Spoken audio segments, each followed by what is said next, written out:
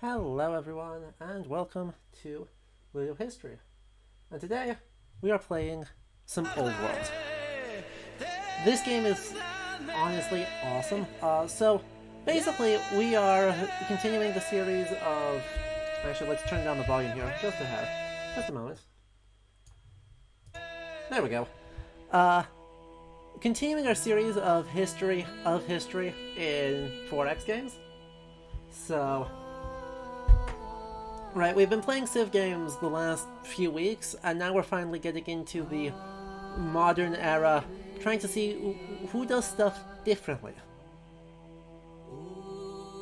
So, obviously, next week has Humankind, which has been getting a lot of press, but I wanted to highlight Old World here before we got there, because this game does some really cool stuff that it often gets compared to basically a fusion of Paradox games and Civ games, which I do too, and makes some sense, but it does have more going on.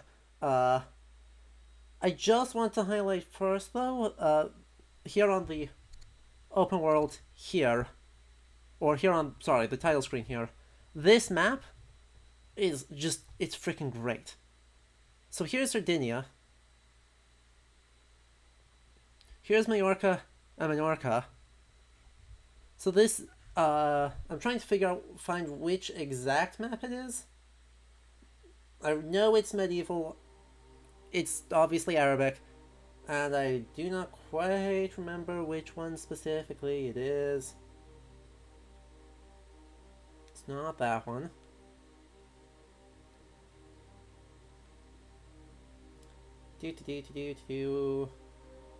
It doesn't super matter. I think it's Al-Algerisis. That looks right.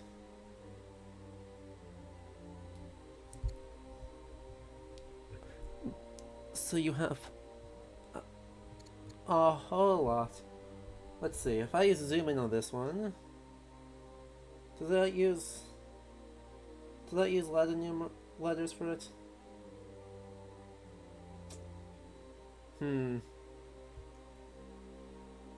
Can't zoom in far enough. It doesn't matter.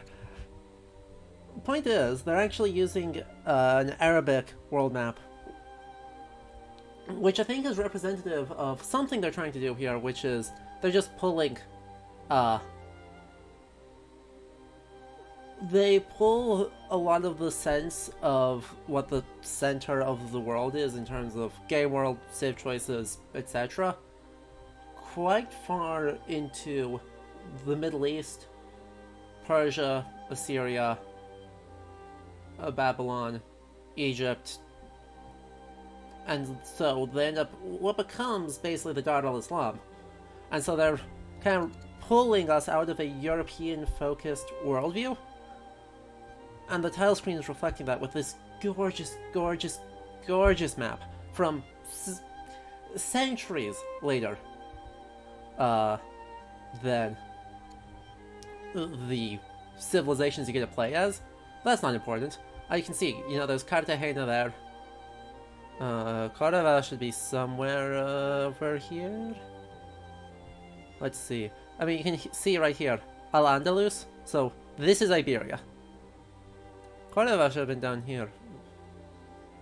Oh well. So the Pyrenees and then across into France. If this all looks really freaking weird, that's because the map is upside down. Arabic maps were oriented with south at the top. So you have Sicily here, Italy over here, and we're working our way back over towards Greece, and then Constantinople, back into the Levant. It is great. I love this map. Let's see, so there's France, these should be the Alps.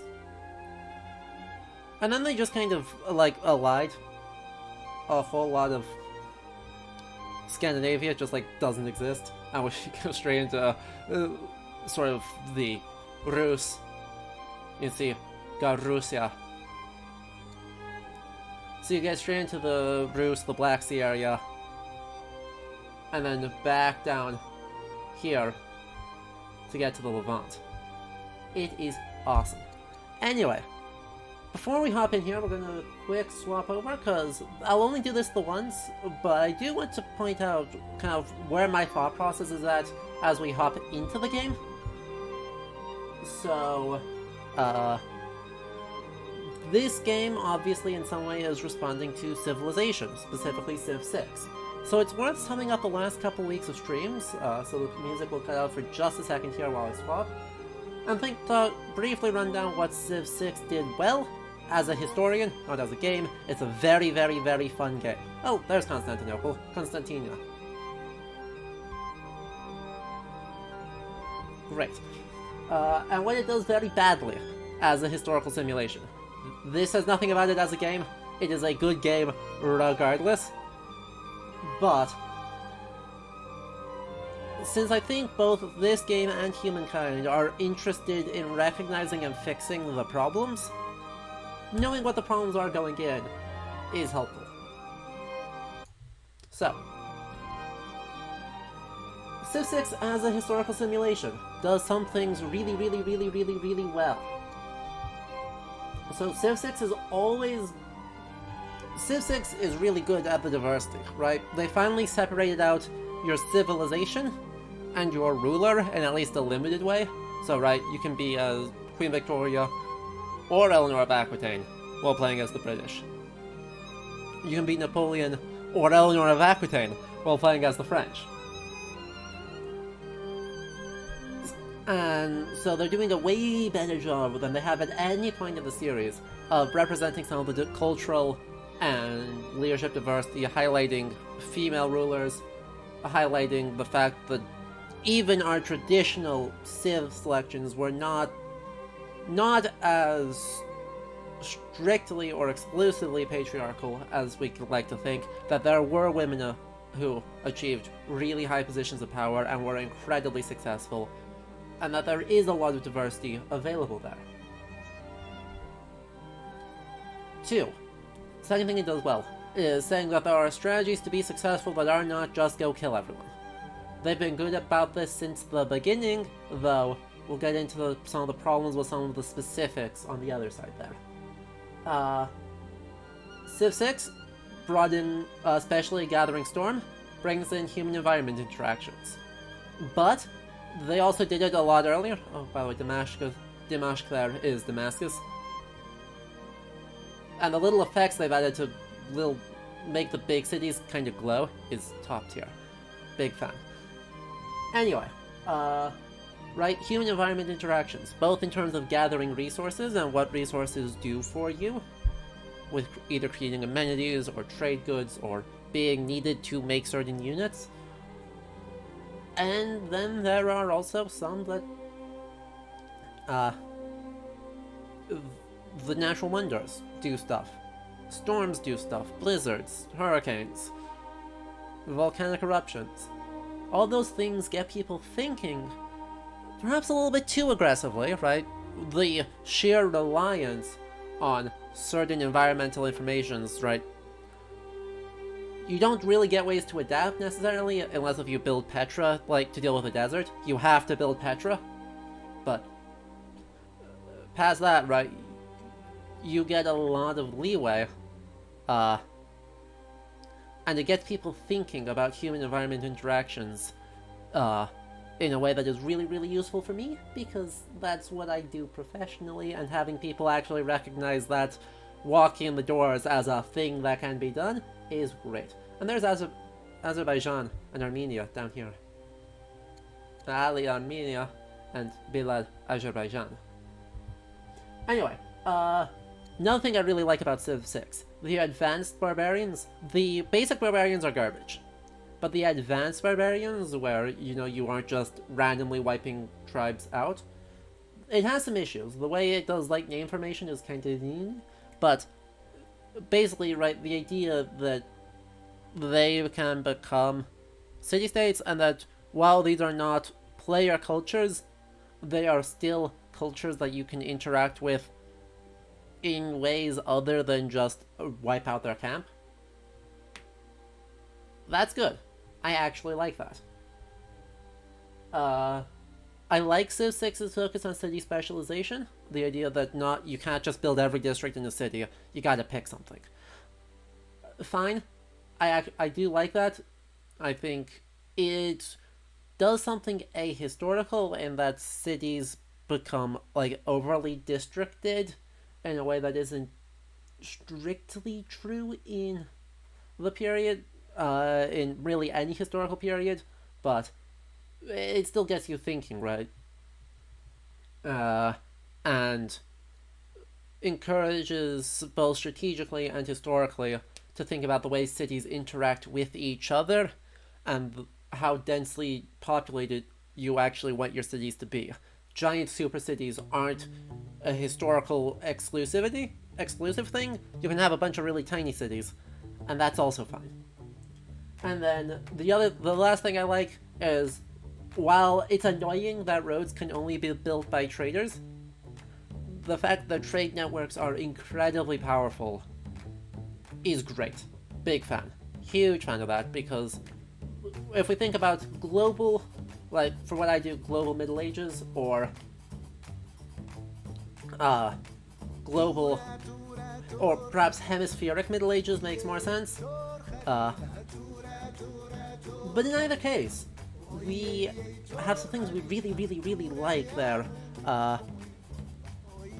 When we think about the interconnectivity of the Eurasian or Afro-Eurasian world space, trade networks are the core tool of doing that. You're able to get huge amounts of cloves and cinnamon and mace and nutmeg into Bavaria in the 1400s. They grew on 2 islands in Indonesia. How do they get there? Trade networks. So, having to actually have both domestic and international trade networks, and building those up as quickly as possible for just a comical amount of gold, amenities, whatever. Great. Big fan. Also, the idea that religions can spread through that, also good. So, awesome stuff. Bad stuff. Unfortunately, the bad, I think, in Civ 6 as a historical sim far outweighs the good. The first bad is Eurocentrism. Their entire conception of how time progresses, and technologies and civics and everything, is European.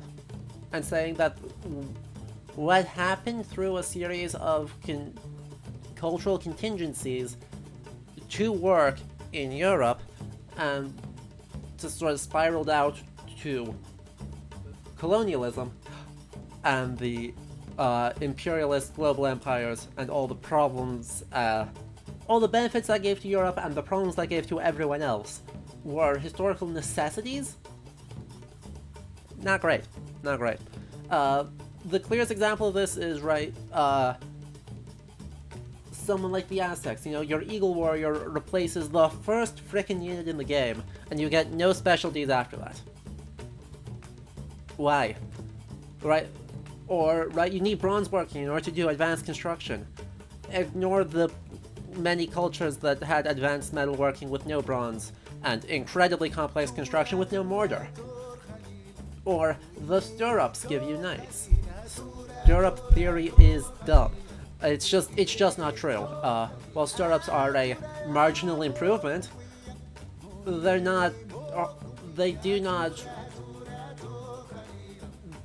prerequisite, I'll say, to the formation of heavy cavalry, or even to specifically knights. In fact, it seemed like very Carolingian cavalry and potentially even early Norman knights did not have stirrups, and they did fine.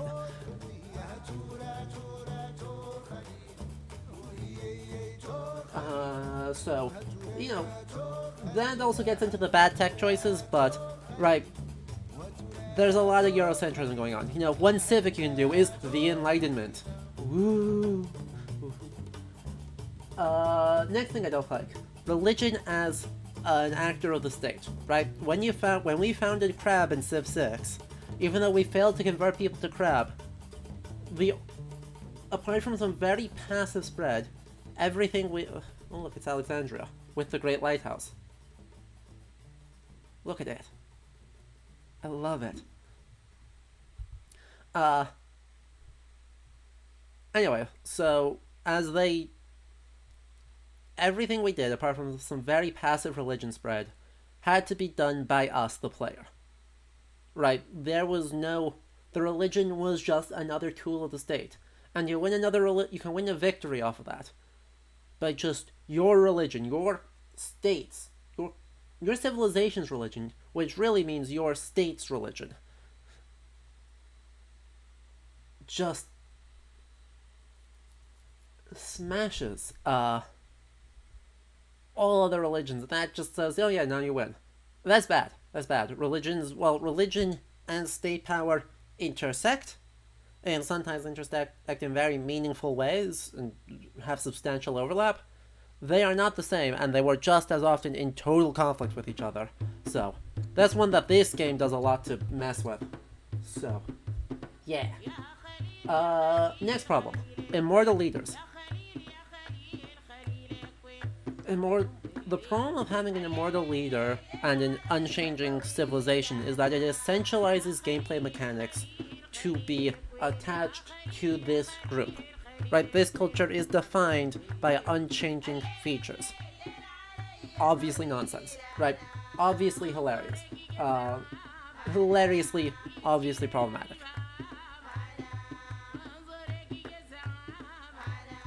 Also, the music is so good. Maghrib al-Aqsa. Al-Aqsha. There it is. Fez.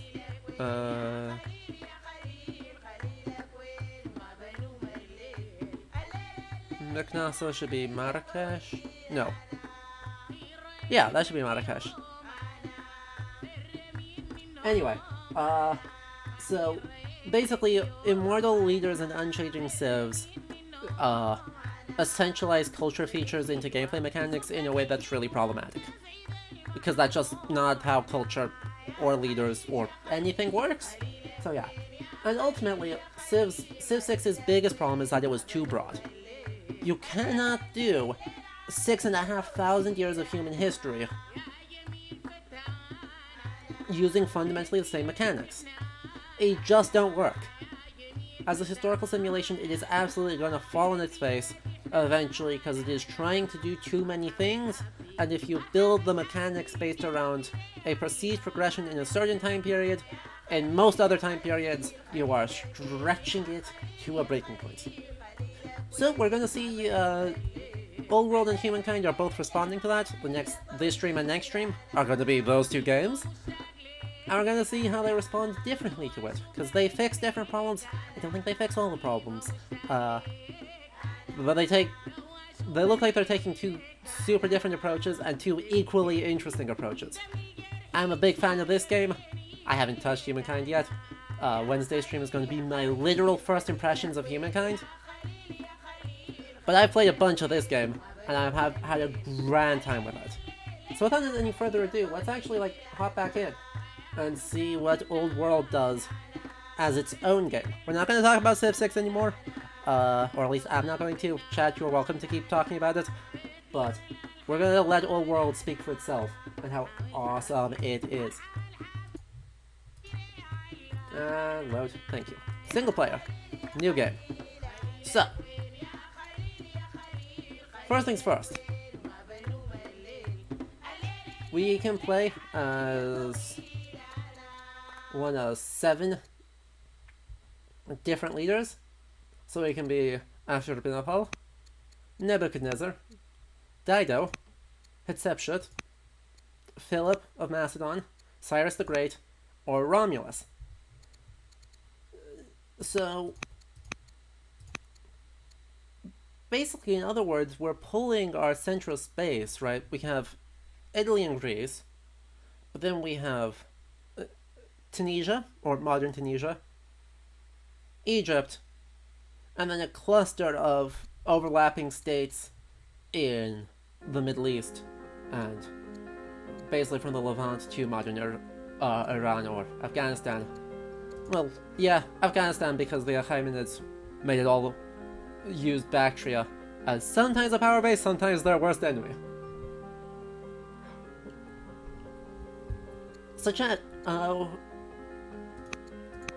you guys gotta tell me, who do I get to play as? But I do want to point out first that we have a comically large spread of time going on here, right? These all feel, right, in our popular memory of, and or in our high school history class, world history classes, all of these people starting to get wrapped up into the same moment, right? Maybe, right, Ashurbanipal, Nebuchadnezzar, Cyrus, and Hatshepsut might actually all be at about the same unit. Maybe, you know, Philip, or more accurately Alexander, and early Rome and Carthage are in unit 2. But, you know, these are your first week of class, basically. Let's do it. Sounds like Dido? Dido. Cool, we're gonna do Dido once I finish talking about these guys. Because I want to point out that while all of these feel roughly contemporaneous with each other, they're super duper not.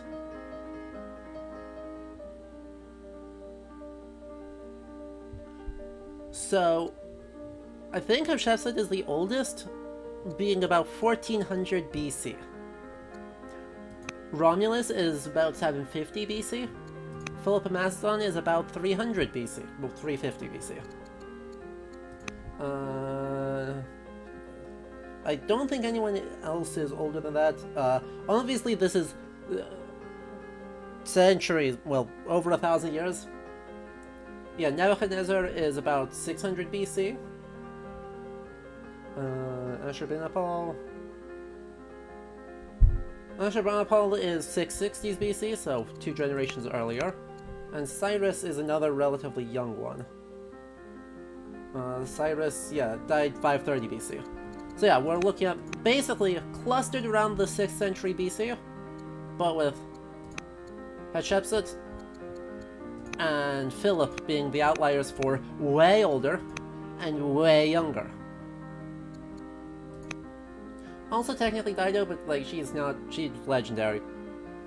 Legendary for someone in the, I guess, if we use the historical question mark basis for the Trojan War, sometime in more contemporary to Hatshepsut than anyone else. But, yeah.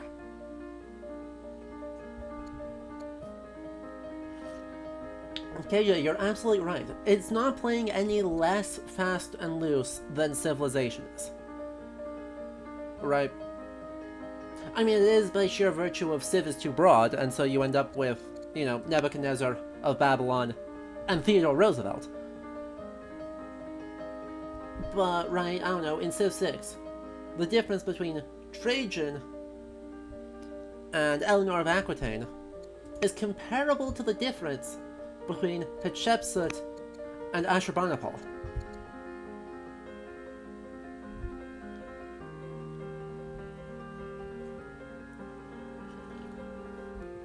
It just doesn't feel as big of a discrepancy because all of these are classified as old in specifically Anglo-American cultural memory.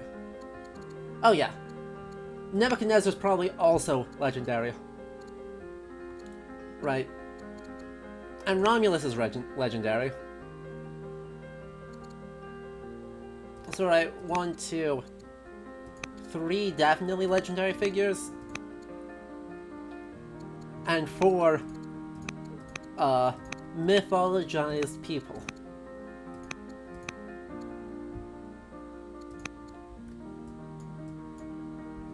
Yup. I don't hate that, right? I don't hate these guys all being them using widespread of mythologized or outright fabricated people, but it is worth noting that despite the conceit and the relatively consistent art style going through these guys, it's not less spread out and not less disjointed. The other thing that was brought up Oh, very much, right? It sounded like Mohawk Games was thinking about Cleopatra, and may have leaned into more Cleopatra the Seventh than Hatshepsut with this, since they did declare myself officially a man from my reign, but they're using, honestly, Ptolemaic. My immediate thought here would be Ptolemaic Egyptian female elite garb.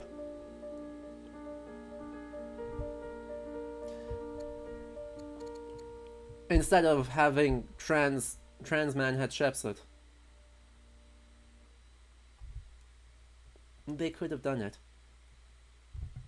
Gender fluid Hatshepsut, I believe.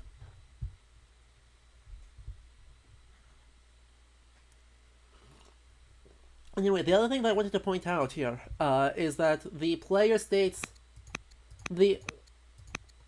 Yeah, I mean, Sacerdos, I agree 100%, right? This is pop cultural. This is Elizabeth Taylor Cleopatra, more than it is historical Cleopatra, perhaps, would be a good revision, and a well put correction. But, right, we're leaning in with the choosing of these great figures to be the initial heads of states, and the founders or glorifiers of various early antique cultures, or of, not cultures, states. Even though state is a problematic word, let's use state there, because it's less problematic than culture.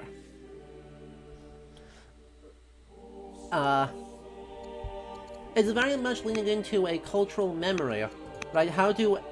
Based off the teachings and popular cultural knowledge of Anglo-American classrooms, who are the people that they will recognize, and how do we portray that, while also complicating it a little bit.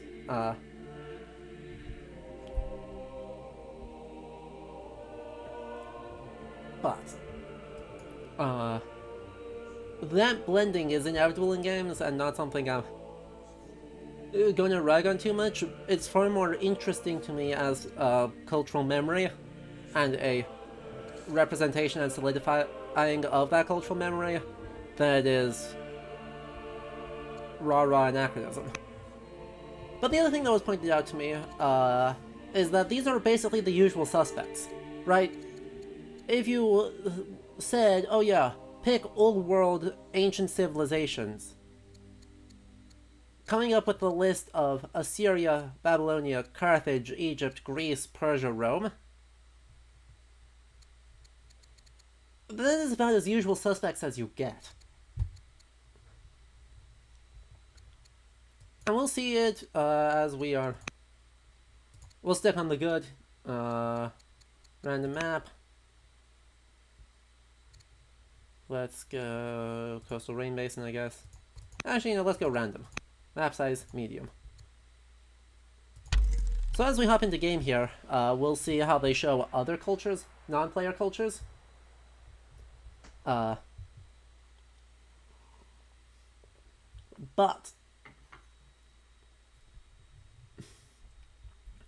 right, absent from this list, apart from anything like, the Phoenicians, like Tyre, or making Bactria its own place, or any of the early cultures along the Black Sea, or the Hallstatt culture would have been active around this time, or any of those, we end up with the usual suspects. Okay, you are Dido, the founder queen of Carthage, escaping from the tyrannical rule of your brother, King Pygmalion of Tyre. You have set across the sea to found a new city. The cruel murder of your husband and the threat of Tyre leaves your legacy at stake, but all is not lost. Your natural skills of diplomacy and persuasion encourage many people to follow you to this old world, skills that will help to make allies for your fledgling nation. The existing civilizations? There are no existing civilizations. What are you talking about, game? Do not yet know the riches and power of Carthage, but they will learn. So, right, even though Tyre, or I should probably say Tira, exists,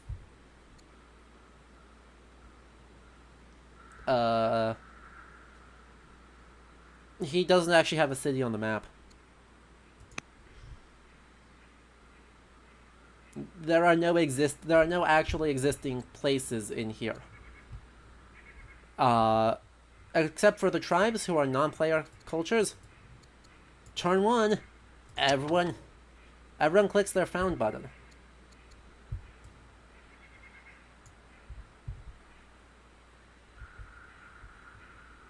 Oh yeah.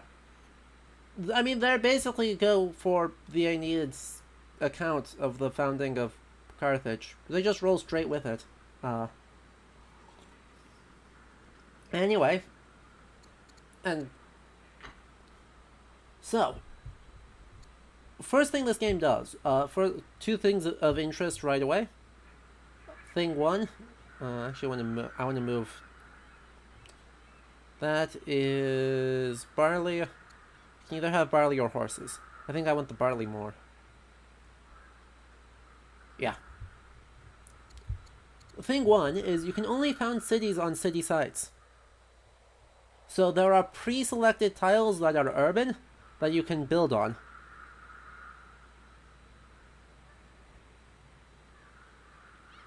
I got nothing.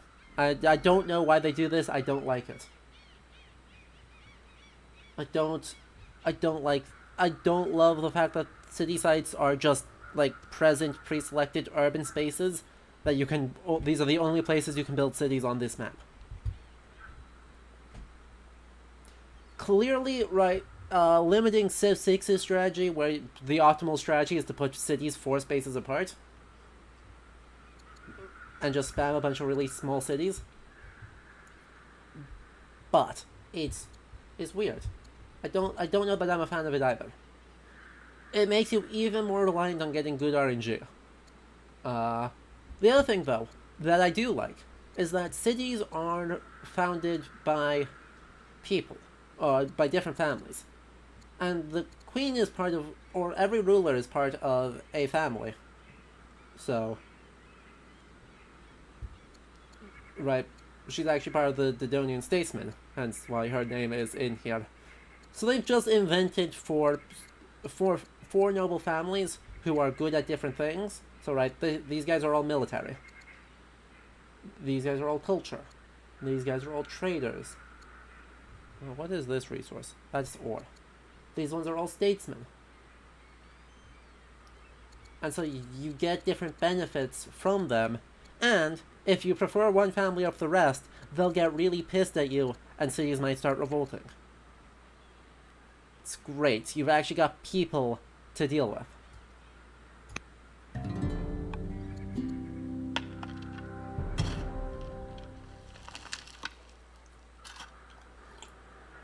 Anyway, next feature. Another thing that I really like. Orders. They exist. Units can move multiple times each turn, though each unit does have a limit, but each move consumes an order.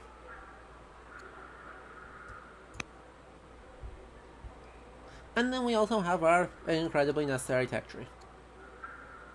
I guess.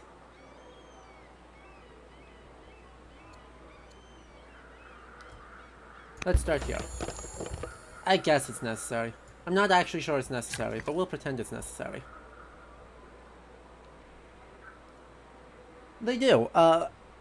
It should be immediately obvious looking at this UI that Paradox has played a huge influence on the development of what the heck is going on here. And so, right, not only are there the families you have to report to and keep happy and balance their wishes, there are the individuals within that family that you have to keep happy and do stuff with.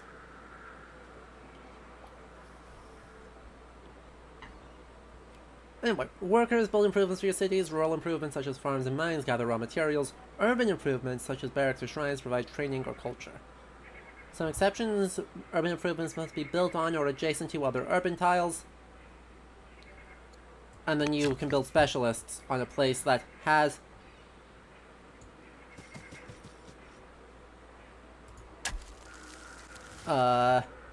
if there's a place. Cool. zoom out please, that has a resource, and you build the improvement on it, you can then train a specialist in the city to go do that. Don't want to build a settler yet, Carthage. Carthage, please. I don't actually want that. Not that I have a lot of alternatives, but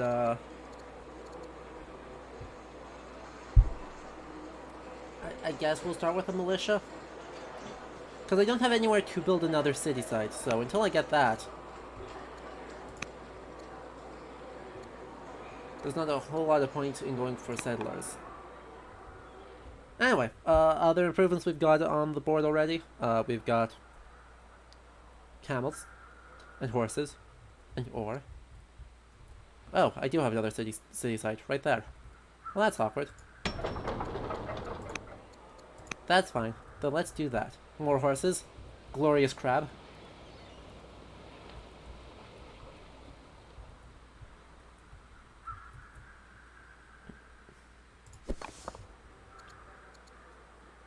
Thank you.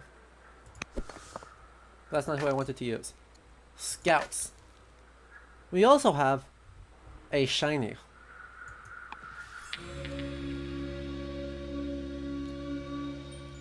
A shiny is a ruin that will give you stuff.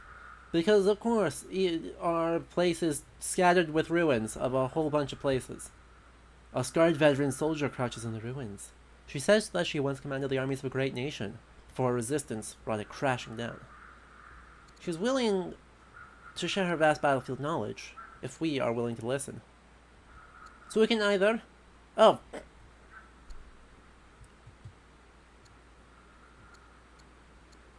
Hang on. Lock that in place, please.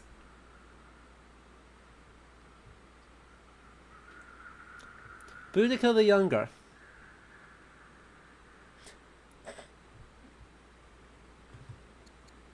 Okay. Okay. Hysterical. You love to see it. So, yeah, I mean, the what, 2nd century leader of the Iceni, who, after being treated atrociously, to put it mildly, by Rome, led what was supposedly the biggest uprising in Roman Britain. So, do we invite her to court, or do we just get a free tech for the military drill? I think at this point, right, I would... Given that she will die, she's like 50, right? No, she's only 30. Oh, she's got a lot of years left. Okay. So she could last like a quarter of the game. Well, at least 10% of the game. But right now, right, with no one else around, I think I'd rather have the technological boost.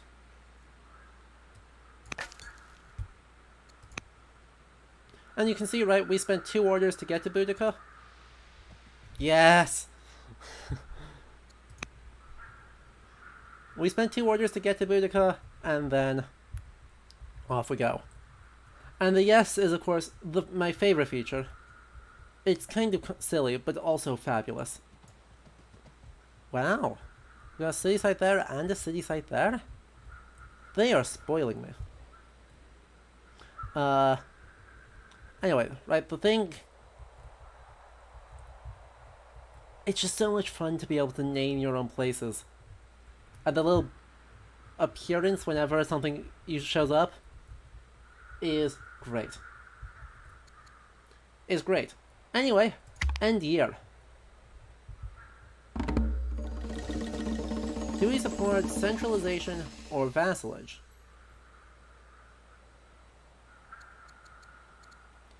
Nobles in the court insist that we clarify our stance on administration. Do we support policies of centralization or vassalage? Centralization gives us plus 10 orders a year. Capital City gets 20% more tech. And anyone who's legalist likes us.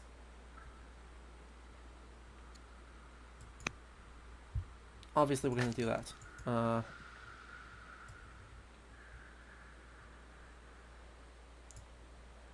There's another. That's not a great city site. I don't know why it's saying that we should be there. Okay. Fine. Fine.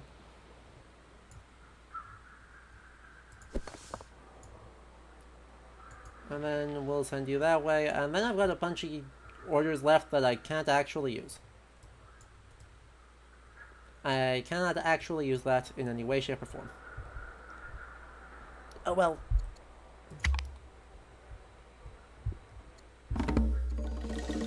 What?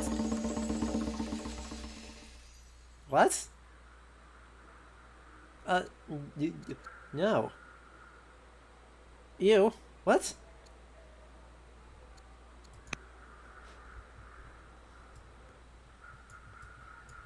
We flee and leave the entire map on which Tyre is on, and yet he still sends us a freaking marriage proposal. That is, in fact, my brother. Oh. We already ran into another nation. Okay. Sneak.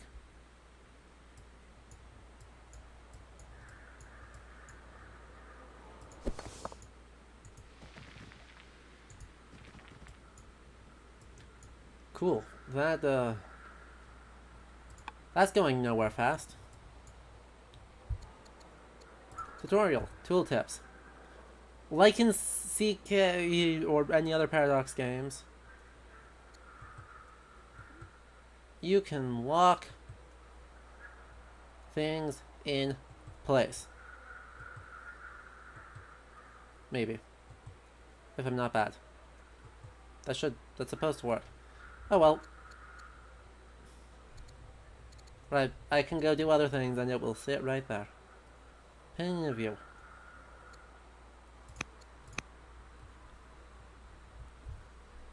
Did we... Oh yeah, that is Egypt, isn't it? Yep. How do they... What? How do they already have 2 cities? Now, hold up a minute. I've not exactly been wasting my time here, but, they might be cheating. I'm not sure. So actually, I do wonder if, quote-unquote rival states,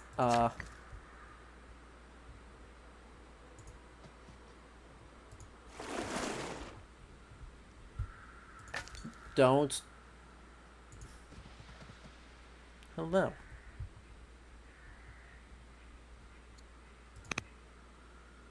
Oh, I can actually choose an ambassador already. Gotcha. Okay.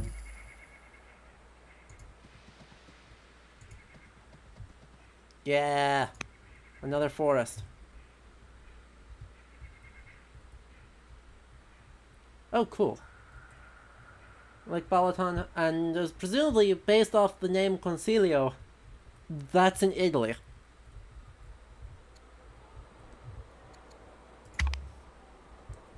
Just a hunch. Okay, and we also have an ambassador because we got a free tech that gave us an ambassador. And then they can do stuff. They can... Trade mission. As they trade mission with Egypt. Oh hey, would you look at that?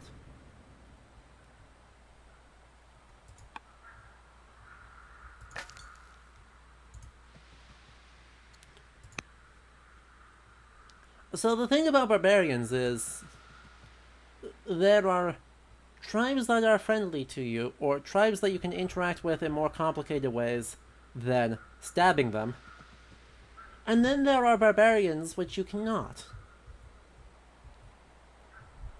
Why? I don't know. It makes no sense. It makes less than no sense. It's actually actively, in my opinion, a bad idea.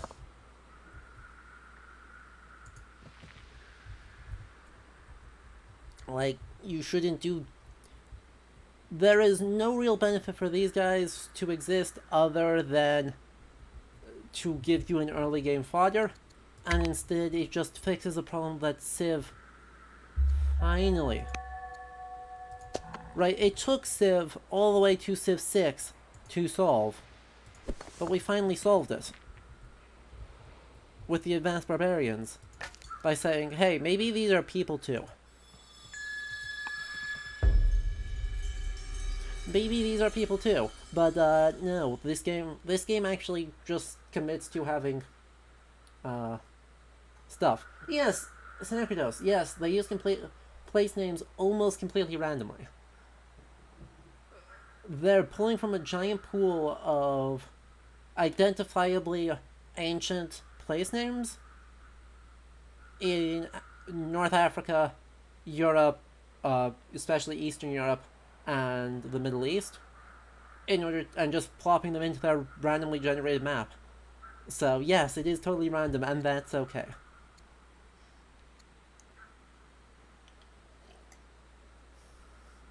We should absolutely study this pit. Thank you, Fairwin, the scientist.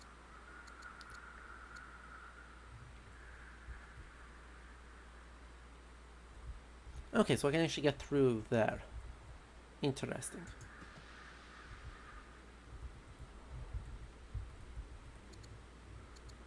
Another marriage offer. Oligarch Amenhotep the Younger, or Mankara the Steadfast. What are our stats? Our stats are not great, TBH. Our stats kinda suck.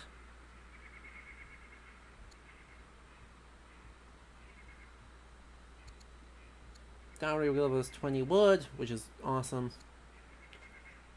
Dowry will give us 60 gold, which is also awesome, but generally less useful, I think.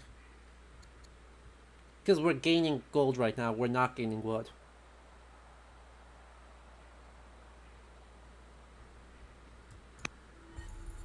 Ta-da! We now have... you're doing nothing there. Tutorial, marriage. Huzzah. If you die without an heir, you lose. End the year. Oh.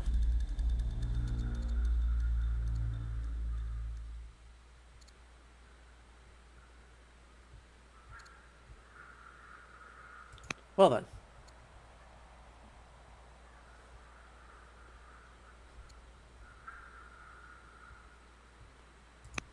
We just fought Rome. We also just met Assyria. We've got plenty of orders right now, so I'm not worried.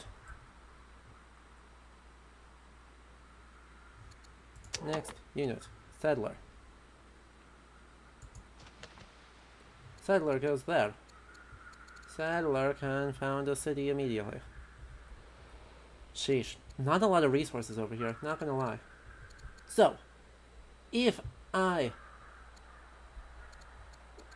were to found this city with the statesman, it will make everyone really unhappy.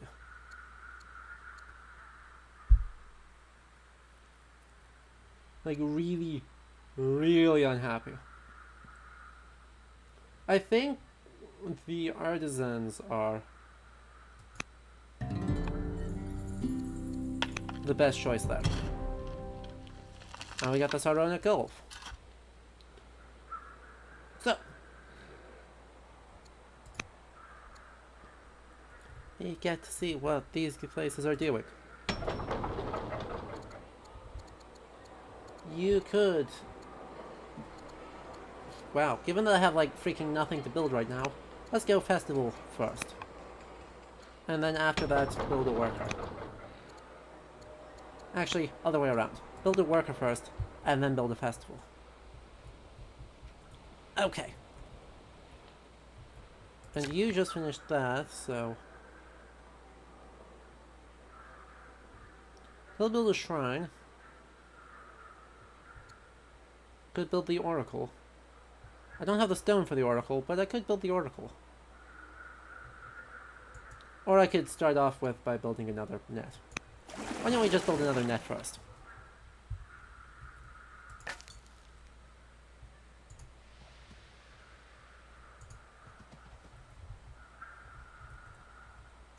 Ta-da! How very helpful. And here.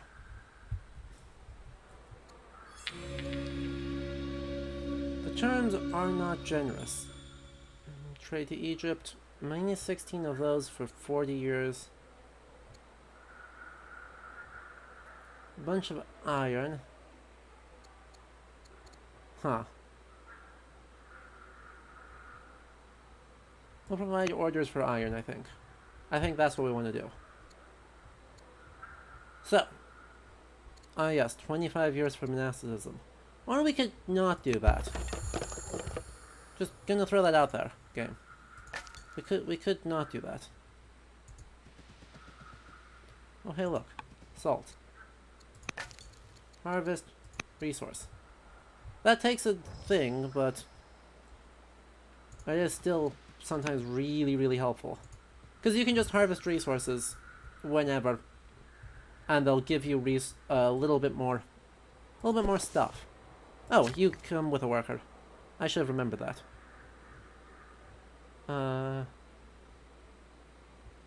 Build a mine there? Really? Really?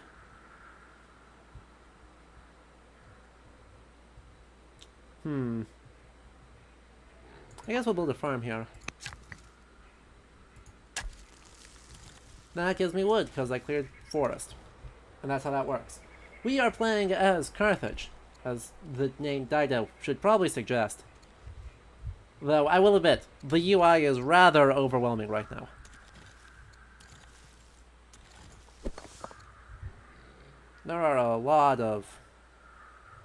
There's a lot of stuff happening on this UI.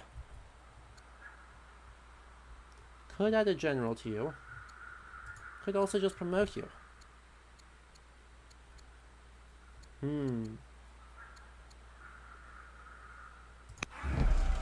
Let's do that. Because early game exploring is super useful. And so now they're on cooldown and can't do anything. Tutorial. Tech deck. Thing number next. Upon completing the research for a new tech, you will unlock the next technology on the tree, and 4 new cards will be drawn from the draw pile of available techs. After making your new selection from the 4 drawn cards, the remaining 3 will be sent to the discard pile and recycled back to the draw pile when it is empty. Free units and bonus cards are never recycled and are instead permanently discarded. So, if we go to the tech tree, which is somewhere...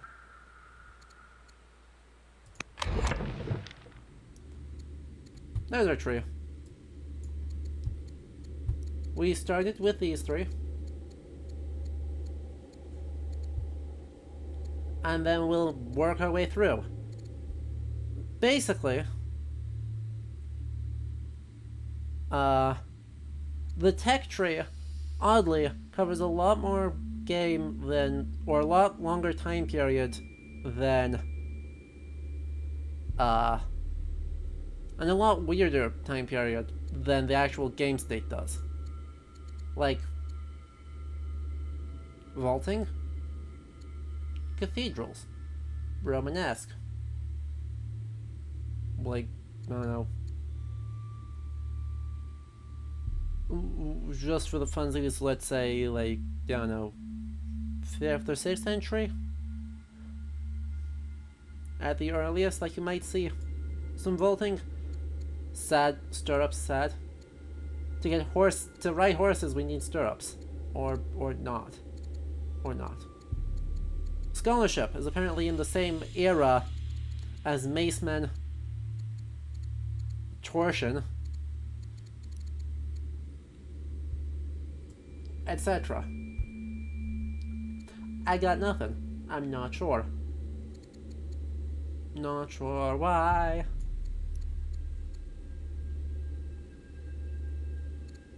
Pikemen as a thing that you can get. So in other words, basically, this pushes to basically the late medieval period. Given that we can get, well, sort of. Sort of. Right, these are actually stone, not cannon. So, sometime medieval. We can safely say sometime medieval. Longbowmen, you know, medieval.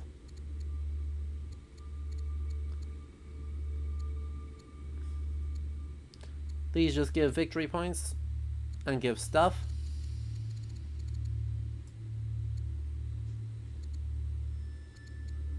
But yes, the manor is required to research longbowmen, and longbowmen are required to be able to stand in a square. I got nothing. Yeah. Scholarship doesn't help with cartography, but instead only leads you to jurisprudence. Right, this tech tree is kinda whack. I'm not gonna lie. And steel is needed to make axe. Flawless strategies. Flawless. So, right, I don't love this tech tree. To its credit, it is definitely doing something different.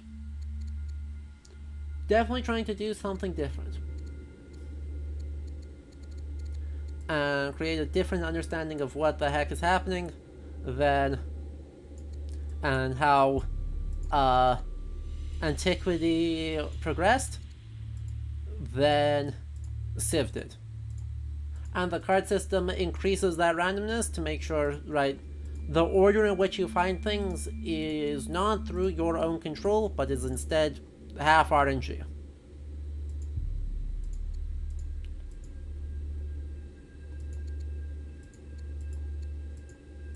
Is instead at least half RNG. Which is an interesting way to try to get around the problem of Civ 6's Eurocentric teleology. But I don't think it solves the problem. Right? I don't think it solves the problem at all. And instead these just feel like... There feels like there's a big disconnect between what leads to what, and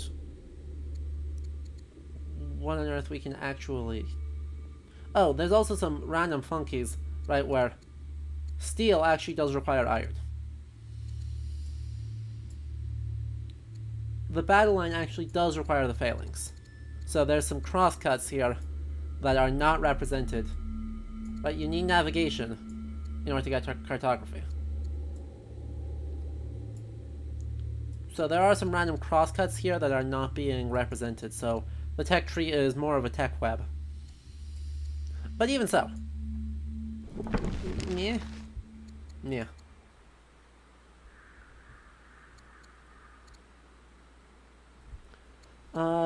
So 1.4 food in exchange, we get 17 gold. Yeah, that's a great trade. That's a great trade.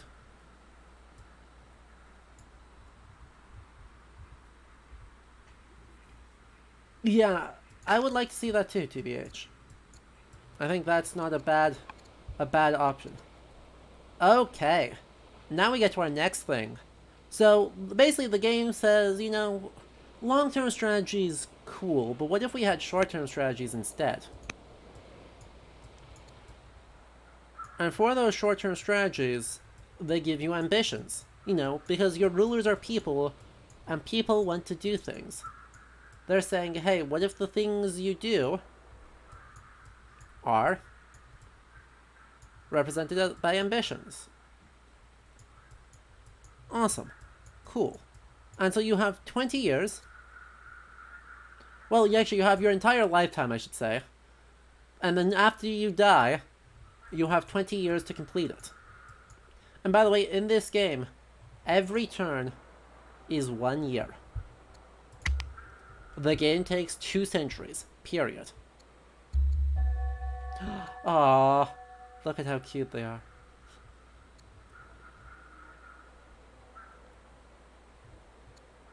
Cool. Let's see what I can actually do for you. Trade mission 2. Assyria. Even though I've already got one to Assyria, let's do another one to Assyria. We can also become a general. So every unit can get a general attached.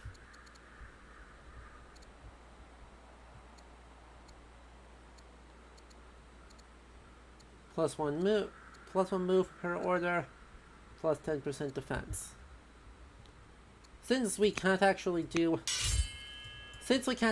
a whole lot here in terms of oh, interesting. This is the bottom of the world. Okay. The perpetual thunderstorm says that we are at the bottom of the world. So that we're actually really sheltered right now. Holy moly, that's actually really helpful. Right, because we get to control this mountain pass, and this mountain pass, and then there's maybe a mountain pass here? It's not obvious to me whether or not there is. But then, ah yes, the Great European Primeval Forest. That totally real thing. Haha. They have spammed archers. Yeah, I hate to see it. Are they rushing production? They must be rushing. Hurry production with 200, what's his faces? Civics. And some unhappiness. But we require to, in order to rush production, which we can do, we just need to get this up from weak to developing. So there are 3 tiers of culture in every city: weak, developing, and strong.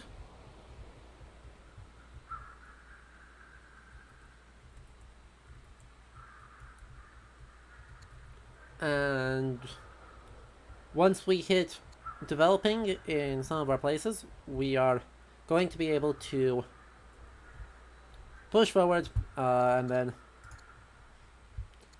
start hurrying our production to make things faster.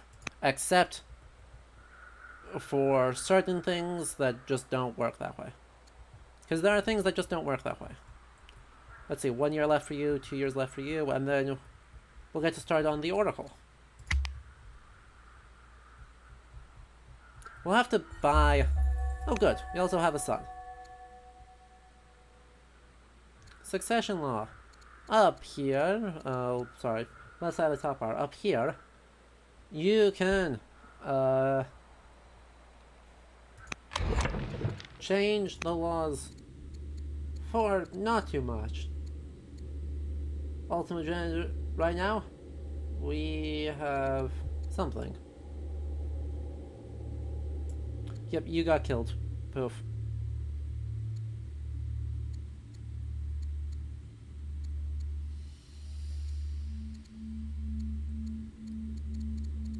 But we can change things to affect our things, so if we really want to avoid someone becoming our heir, we can actually do something about that.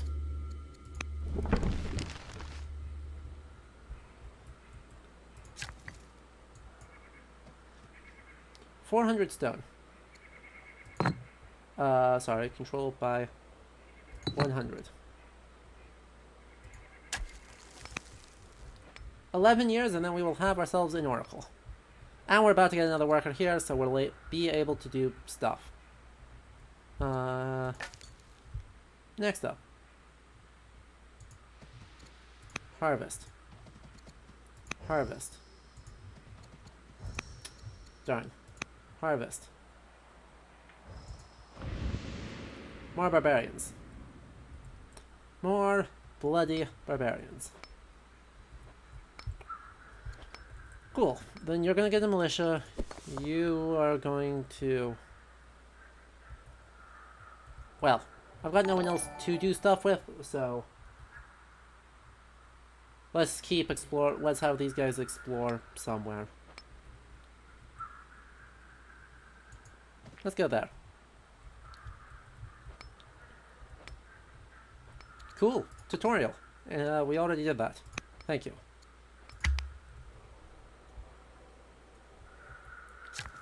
And good, you finished there. Farm, if I build another farm here, then I can build a granary in the center, get a bunch of bonuses for that. Alright, militias suck. I forgot that militias were so bad. Now, we can do specialists. Right.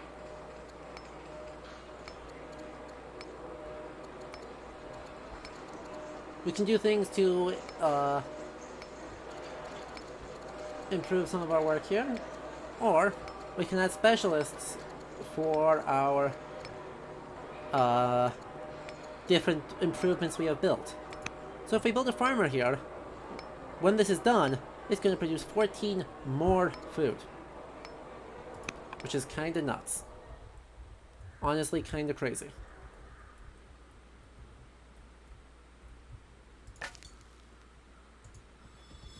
Hey, shiny. So our explorers come across a series of weathered monuments lost in the undergrowth. Upon closer inspection, the structures appear to be inscribed with the laws of a forgotten city. Because of course there are forgotten cities and stuff. We need to make it seem like there's other parts in this world. Totally. So we either get 100 civics, or we can smash them for the stone. We need the stone. That's not a difficult choice. Oh good, and there's Rome.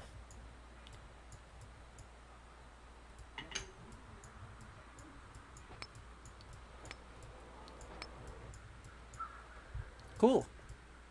That seems to be it for this. Oh yeah, these guys can still explore. Ta-da! Zoom, zoom, move fast. Militias are terrible, but that's okay.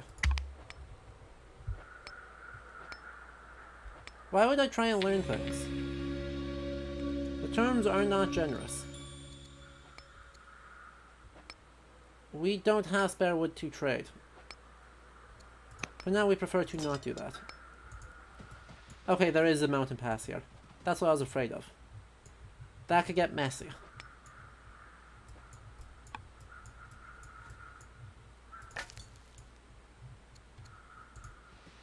That could get excessively... Oh god. This forest. Hey! We met the Gauls! You've met your first tribe. The Gauls. Occupy most of the city sites spread across the map, which can be used as locations to found new cities. These tribes, except barbarians, can intermarry with your characters, can convert to a religion, and can conduct alliances, potentially leading to tribal peace or tribal alliances. So tribes can engage in limited diplomacy, but generally won't be coordinated in the way the opposing nations are. You may also find barbarians. They do not behave like tribes, as you are always at war with them. Barbarians are good targets for early expansion, as they are easier to drive away than a more organized tribe. Finding some barbarians or a weak tribe and claiming their city sites will be an important step towards growing your nation.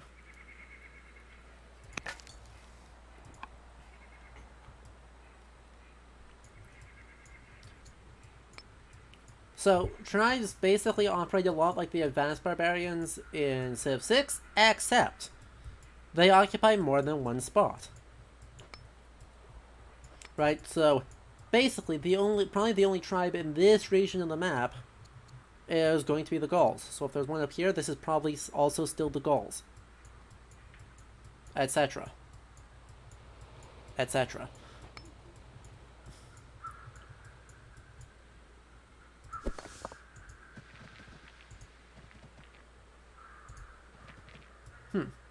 There was a shiny there, but there is no longer.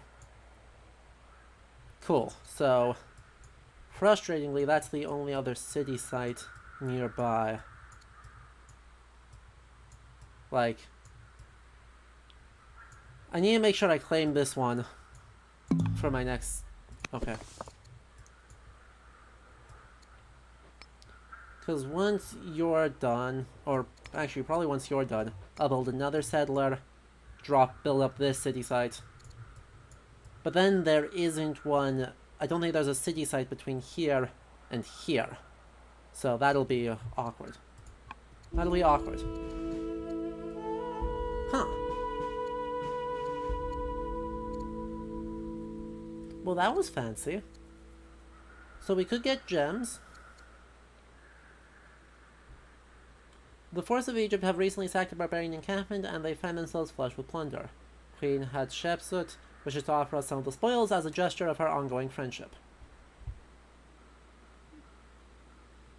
Notice the very pop cultural idea of what this conquest looks like. Like, we got the spectacle helm, right? I would say, I don't know,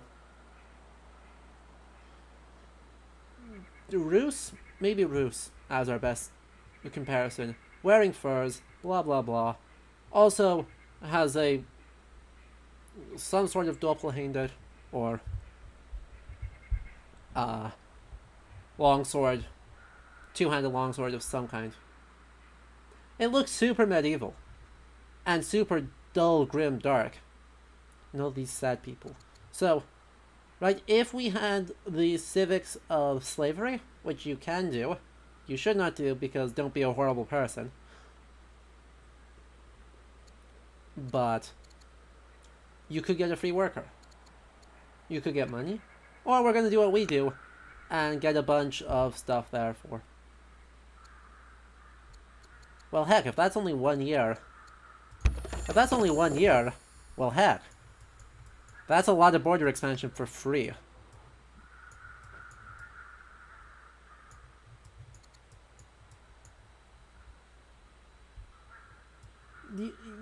Exactly, yeah. They are fairly generous with what they think of as different time periods. Oh, you finished building. Lovely. I have insufficient orders to do most things. Why would I want to build a... No. Game. Why would I want to build a thing that there when I could build a granary? Honestly. I don't want to get too excited on removing the trees here, because as soon as I get a lumber boost... Brilliant. We have the Atlantic. Soon as we get the,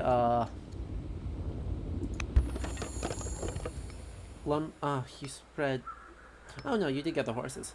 And then spread this way. Cool. We also found the actual edge of the game world. The Atlantic Ocean stretches ad infinitum this way. That's a chariot. There's our next city site. God. Dang it. Dang it, dang it, dang it. And you have spears already, you already have... and chariots too. Okay. Okay. Let me while I'm thinking about it, let me queue up a... Nay. A settler as the next thing here.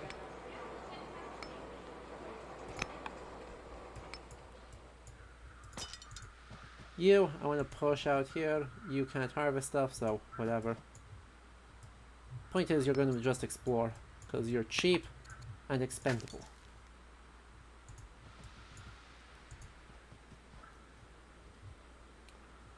We're actually okay on most things there, so...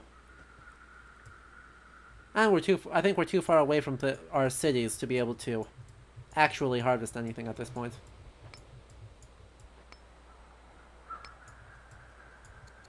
Tutorial. Hire mercenaries. As Carthage, you can hire mercenaries in exchange for money from tribes like the Gauls. You may not hire barbarian or raiders. Yeah. Okay. Mercenaries have no associated family and require more money. They cannot be promoted, but they can be upgraded. They can only be led by a general from their own ethnicity. Why?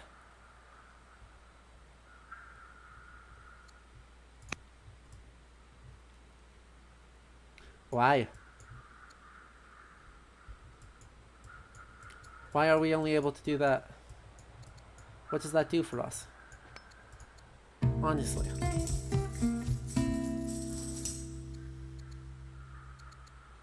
So, it is spring and the tender flowers are in bloom, painting the land in vivid pastels. Your family and members of the court have gathered to celebrate the equinox. How shall we remember this? So, we can basically go for a few ambitions. We can either go for tyranny or constitution, we can go for epics, or we could do nothing and just get some experience. But we get no ambitions. If we complete 10 ambitions, then we win the game. That's one of the victory conditions, is just finish 10 ambitions. Exactly, Riley. Famously, totally, right? No. The problem with this is, right, while it lets you create a, quote-unquote ethnically, right, namely, you know, ethnicity being, you know, all the Gauls are one ethnicity, all the Danes are one ethnicity, all the Scythians are one ethnicity, all the Carthaginians are one ethnicity. Even as, you know, our husband is Egyptian.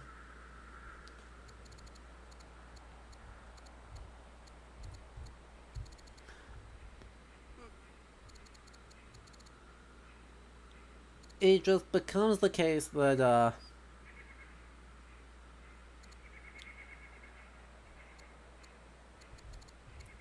each of these places becomes a singular, right? You may have family diversity, but a single ethnicity is defined by the borders of your culture. And you can bring in people, but they'll always be different. They follow different rules. And they don't give you the same benefits. And they can only be led by people of their ethnicity. So they're always different. And I don't like that. I really don't like that. I really, really, really don't like that.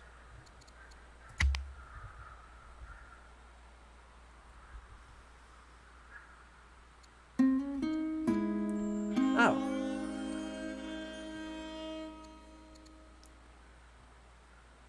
Nice. Unexpected personal connections have opened up a direct channel to the leaders of Assyria or Rome. The court seeks to improve relations with both nations, but we should proceed with caution.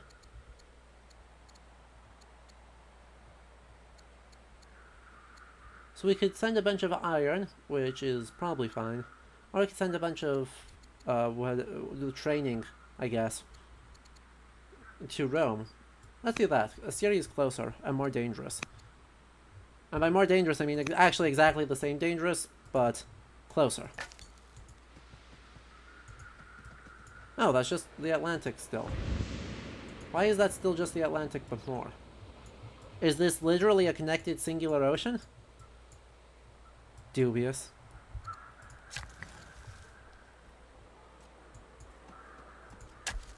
So much food. We are creating so much food.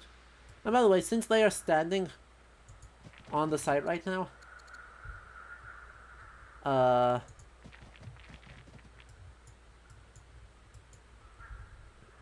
that is their city site. We cannot claim it because they are standing on top of it right now. Feels bad. And you.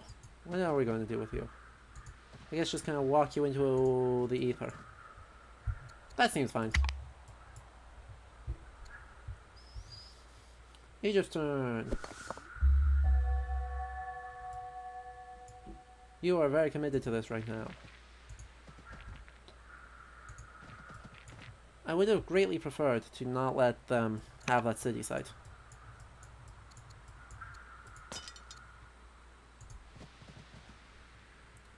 This is still just the edge of existence. Okay. Fish.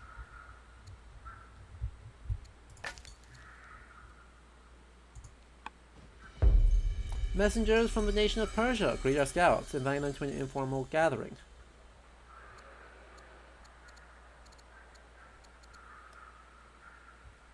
We've got plenty of cash right now. Yeah, too far away from a friendly city.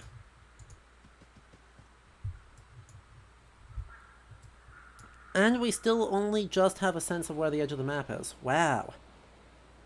Sheesh. Actually a fairly big map. Oh hey. Our two cities have expanded to be next to each other.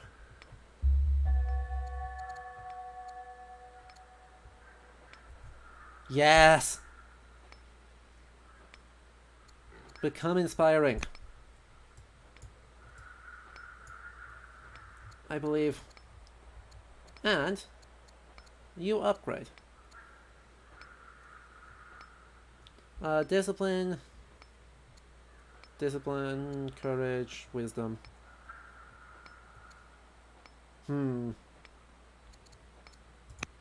Let's give you more discipline. Build a mine there, build a farm there.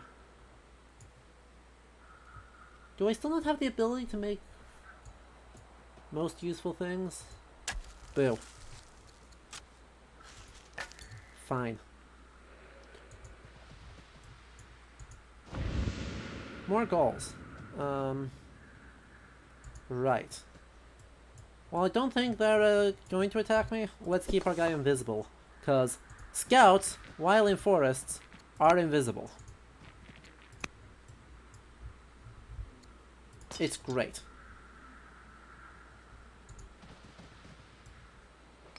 Okay, because that doesn't actually spread anywhere, so this is a limited path through. Wiping out Asur is probably our best bet for a fourth city. I hate that. Because I'm going to be able to get this one. I'm not going to be able to get this one. And unfortunately, I don't... There's not another one comfortably nearby unless if I find one along the coast this way. I don't feel good enough about that to do anything. Kappa Crap. Making cities is a lot harder because cities must be built on a city site.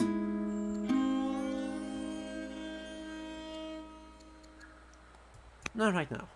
We're gonna let them... Oh, Parsa is way over there? Oh. Oh, fancy. Ugh, still, there's a giant... I hate my everything forest right in here. Like, all of this is a singular forest. Holy heck.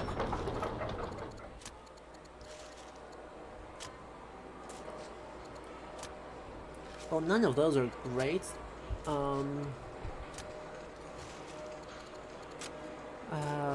That's 10.5, that's 10.5. More food. I'm actually doing okay on food production, so let's do that first. And then we will actually build a farmer next. And you don't have... Well, there's things I need to have you do over there, so... 4 years left till finishing the Oracle. You'll love to see it. I want to stay away...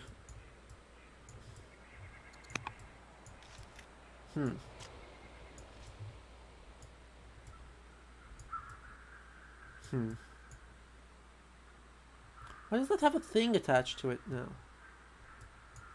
I haven't found the other city yet, so... Not really sure what's going on there. Oh. They have another city. Right. I should have predicted that. I don't know why I didn't think that was going to happen.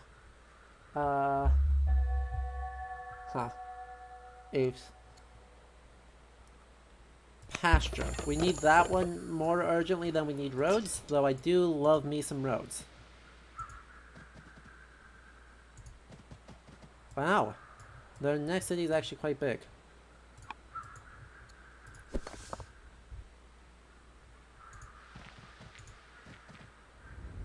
Okay, that goes nowhere. You hate to see it. Let's avoid the stupid forest. More Gauls. So you know what I said about, how the Gauls occupy just a crap ton of the same space? 1, 2, 3, 4. All in this corner. I do need another. How soon will I be able to get up to 20 years till I can rush production there. And for you, 10 turns till I can oh, good. Sorry. There's someone. You are old enough to be tutored, right? Tutor your child.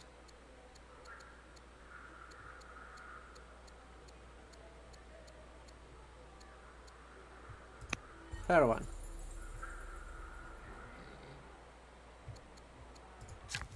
Okay, you finished that, or you got here, so I need you to build a 9.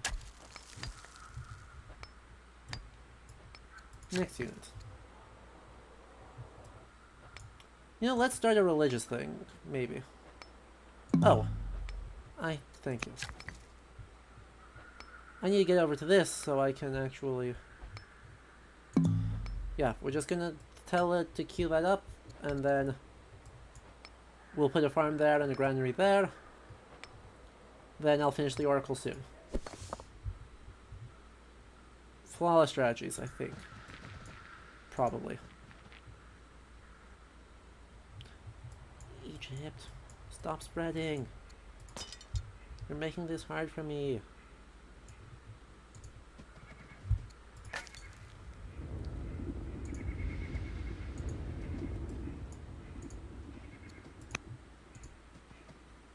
Montevulture.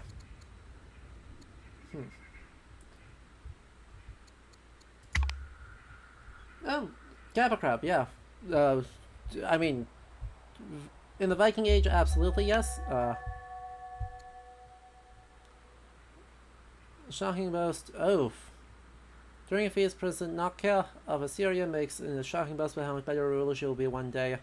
Ashurbanipal.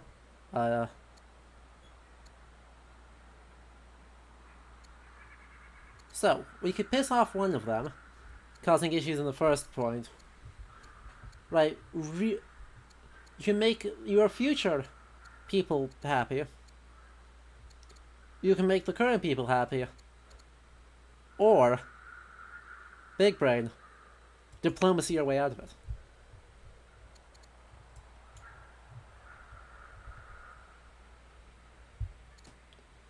Oh, KJ, there is, right, so on the topic of slavery being a thing, that this game lets you do,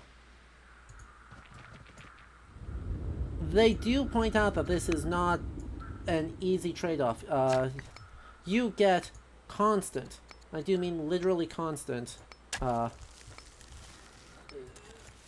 unhappiness in all of your cities as a consequence of having slavery.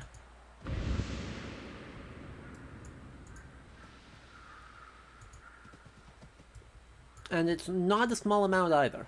Hey look, we have found the entire borders of the game map. Just like that. Poof. So, right, it will reduce the productivity of your cities, it will make your cities more likely to revolt. Rome is at war with Assyria, Egypt is at peace with Rome. The Oracle, we finished. +2 legitimacy. And the Oracle gives me a bunch of culture a year. It gives me +10 gold per year per religion. It gives me 1 more tech card in my hand. It's great. Big fan. And we finished the settler. Awesome. So I need... wow. I need you to go there. Now Carthage. Carthage, what do I need you to do? I need you to build actual, like, military units that aren't terrible. Actually, you know what? No, we need you to do a festival first and then build things that aren't terrible. So,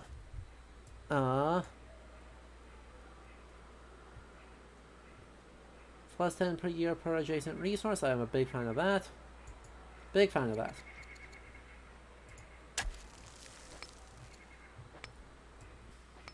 So you're going to work on that, you're going to work on that. Great. I see. I see. And that path is cut off to me, so... Yeah, I'm gonna have to go to war real soon, cause... Oh boy. You look at that, I've got my 3 cities. And Asur is the next. Really the only one of note that I can actually work with. Cause this city is too far away for me to actually send people to go deal with. It's not going to be a defensible city. It's going to cause problems. Anyway, let's make our daughter like us more. Speaking of which, she has a tutor, and she is about to be able to do a whole bunch of stuff here. So I want her to focus on philosophy, so that way she is going to be able to rush a bunch of tech, basically. So like in CK, you know, you do a bunch of education, stuff happens. You are able to be tutored, aren't you? And then with him, I can make this guy really like charisma and really like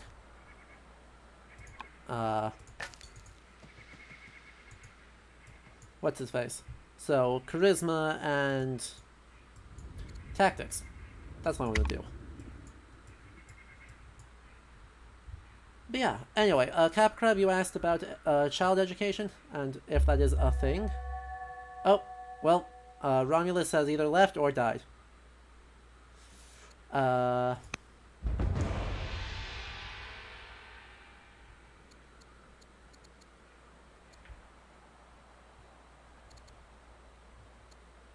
Okay.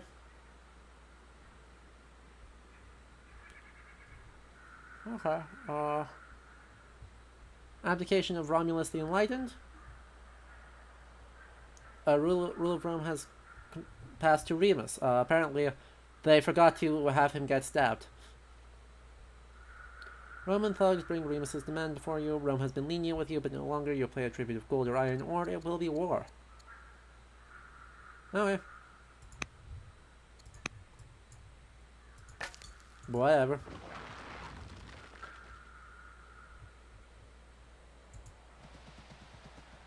I'm so worried about Rome. What can I say? They're so close to me. I definitely don't have literally Assyria body blocking me.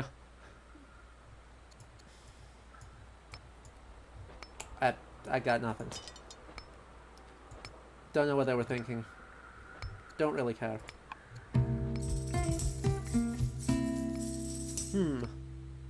Happy and healthy. Let's do that, because that is actually really, really quite helpful.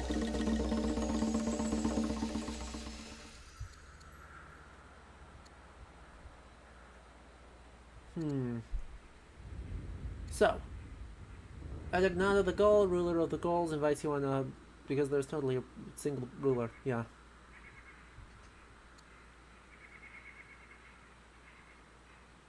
Foolish. You love it. You love it.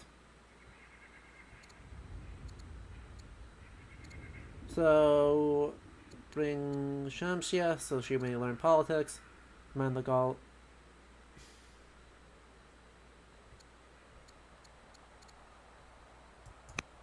Protection of a full guard unit. That is the least bad choice.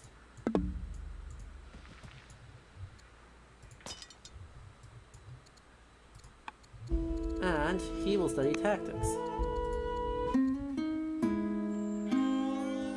Really?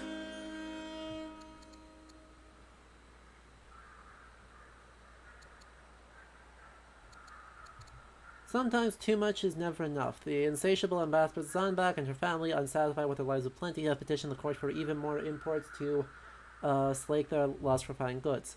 Constant consumption and wanton spending is taking its toll on the treasuries.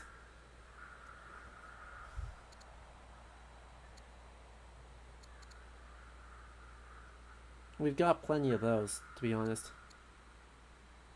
They're luxurious delights. Please lock. Tooltip?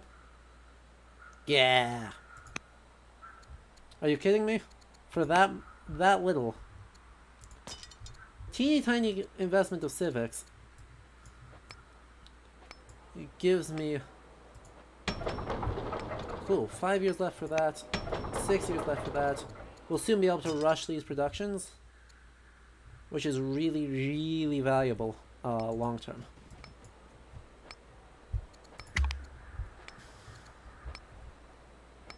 Anyway, so let me actually answer the question. Oops, we lost the legitimacy. That's awkward.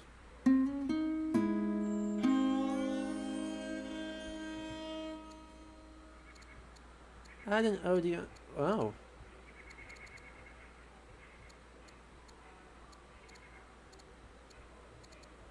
Okay. Okay, for 150 gold?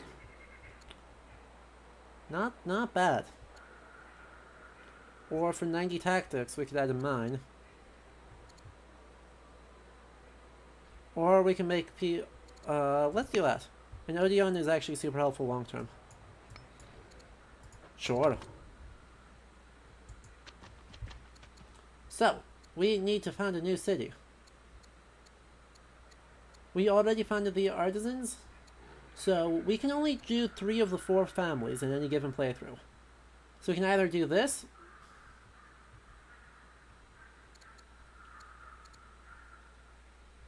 or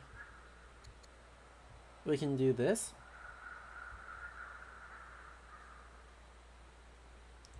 or that's it, right? Because we can make these guys unhappy, but bad plan. Bad plan. So, start with, we get 2 tactics a year. Are you a bullion resource? Oh, come on. Stick. From mine, plus, yeah, you'll spread up to 2 silver, so I actually want to go for this because they will get 2 bullion resources, 1 here and 1 up here. Which means that they get it'll be plus 40 gold per year if I invest in that, which is a big deal.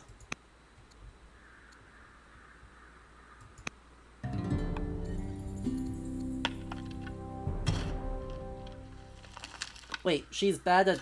Wait. Oh, sorry. She's incredible at both of those.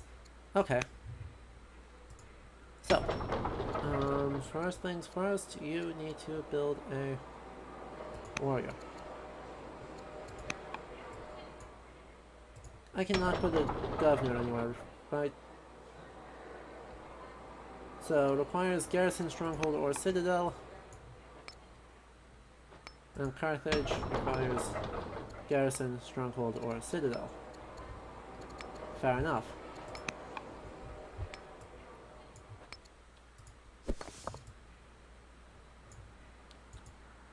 Is it still an Egyptian city site? It is still an Egyptian city site. Huh. Oh. You are in the way.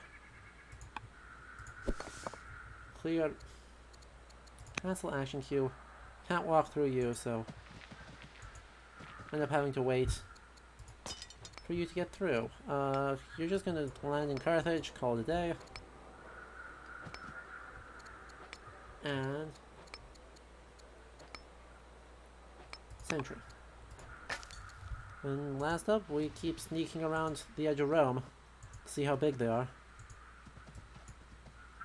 The answer is not all that big. I'm seeing 2 cities. I'm currently seeing 2 cities. So,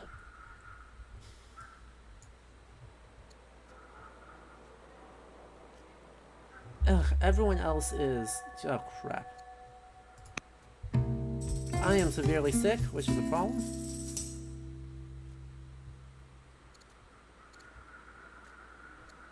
Interesting.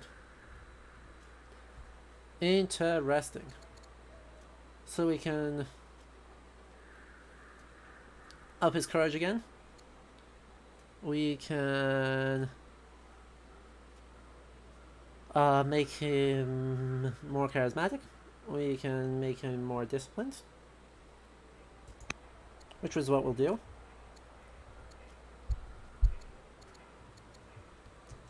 And now we can do a bunch of stuff.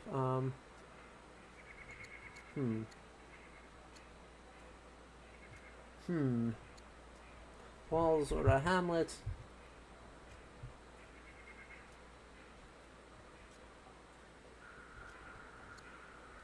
Or rhetoric. Let's go rhetoric right now. Don't like either of those particularly, but that's okay. That's okay. Yes, we already got specialists, thank you. Oh boy.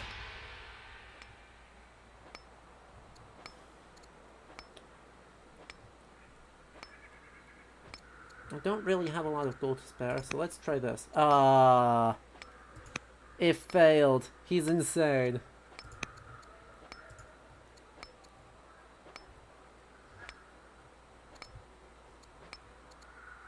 You make me sad.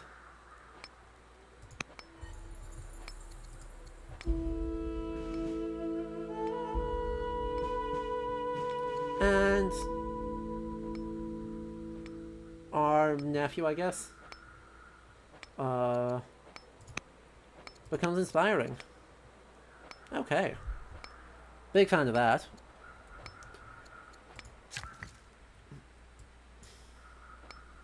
That's a barracks, that's a pasture. Let's go pasture. Because that's orders, which is helpful.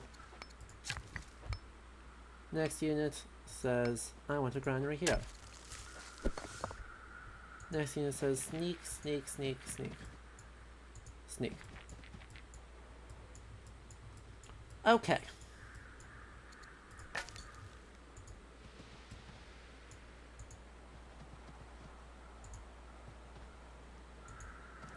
So, let's see. Trying to remember what's next. Oh, I got completely distracted. I never answered that question, didn't I? Childhood education. Obviously, my specialization is Middle Ages. Yep, that's what I was afraid of.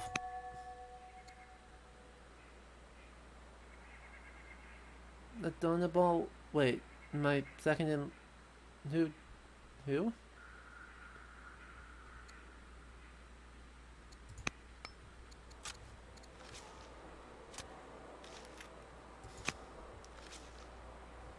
Oh, someone died. Darn.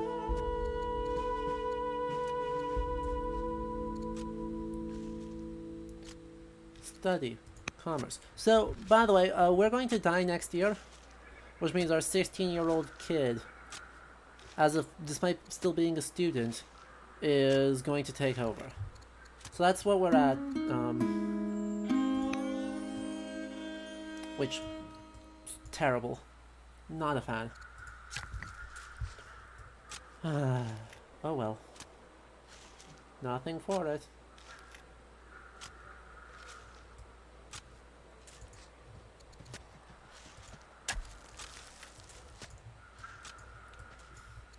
Yeah, it's just her stats are kind of garbage. That's the main problem, is right now her stats are not good. And that leaves us at some risk.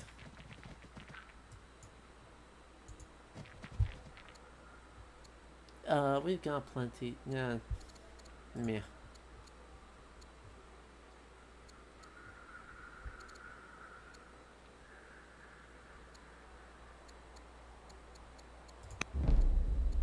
Meh.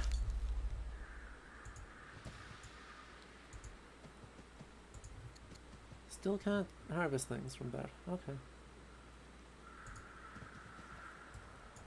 There's sneaky sneaks who... Yo. Okay. Well.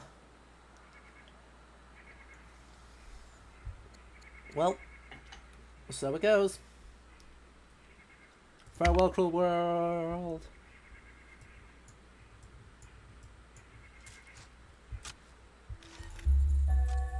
Control 4 cities, 20 years left, and that constitution, 20 years left.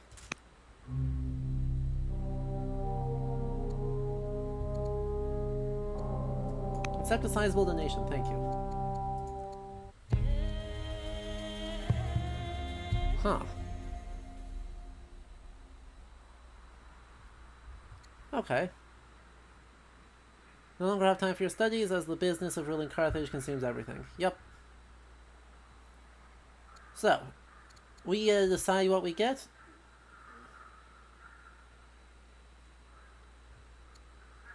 So we could become a judge. We could become a scholar. We could become a builder. Or we could do none of the above. So, judge means we can switch laws for cheap, and we can upgrade improvements.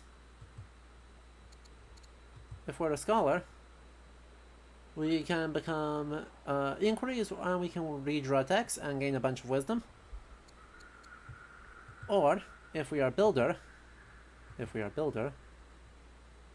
we can add urban tiles. We can build improvements really fast, and we gain a whole bunch of discipline. We're gonna go scholar because as I said, I wanted to rush tech with this next person, so let's actually enable that.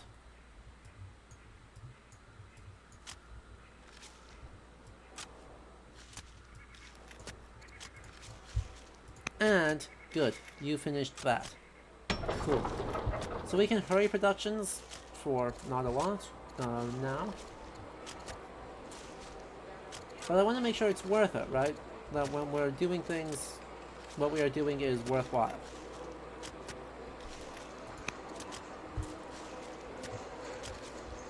And right now, none of these are worth actually rushing for. Most of them are actually too simple and easy. So, we're going to keep stockpiling this until we can bust out and start expanding rapidly. Now, we could actually aim for... Once we finish up these warriors, we could actually aim for taking out this place and get our 4th city. It's a bit out in the middle of nowhere, but also still might be okay.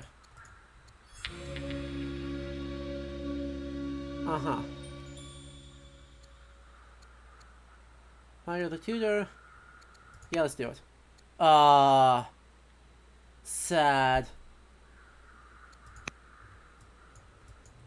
It failed horribly.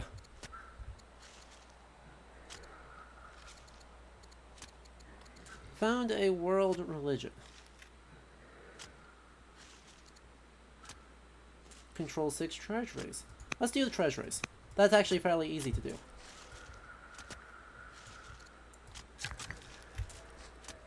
The big sad.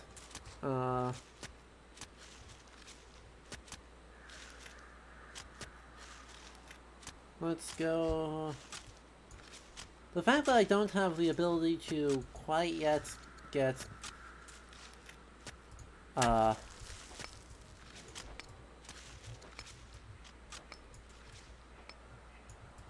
get more barracks is kind of an issue, but that's okay. Add a general.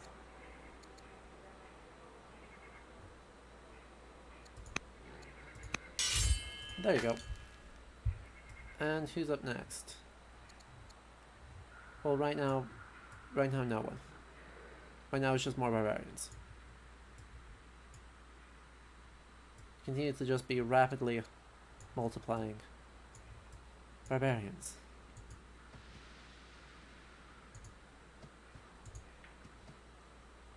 Every time. Oh boy. We are in a big problem of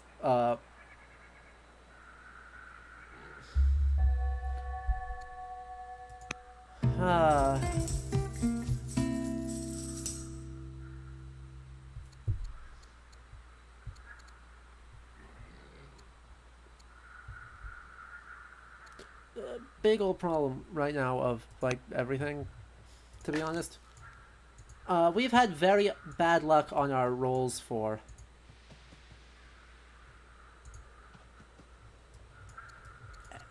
most everything. Very bad rolls for all of our productions. So, I don't know. Apprentice Poet? Not bad.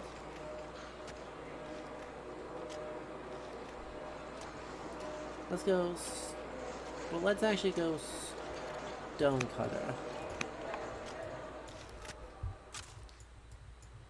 And then Sabrada, after it's done, can queue up this. There we go. Zoroaster. Of course. Having picked a different one than found a world religion, we found Zoroastrianism. So, Zoroaster has this lovely, lovely thing of being... I don't have Chancellors or Spy Masters yet. We should try and do things with these, though.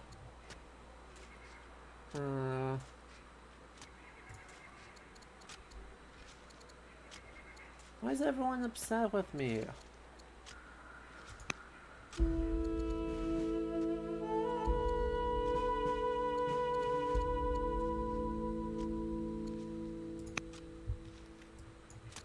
Why is everyone upset with me?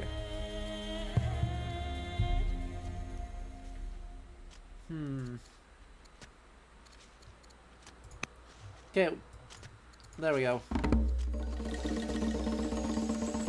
Oh, good. And marriage. So we got a Galaxuder.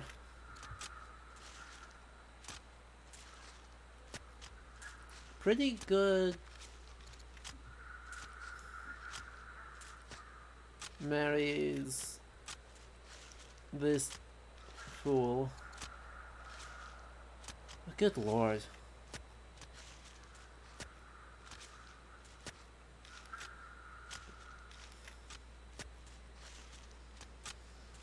Oh boy. So...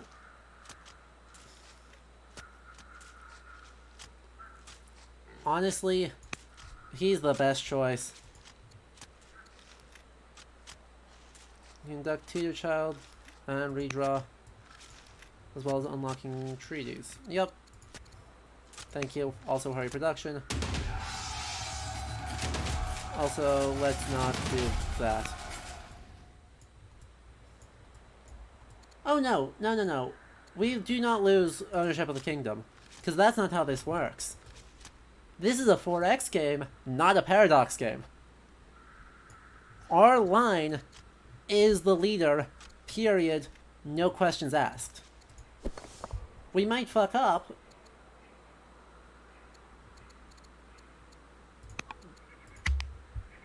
but we are not at risk of randomly having the thing just end. Right, of just losing all our territory. We just keep going. Which is good. Right. Absolutely good. What do caravans actually do?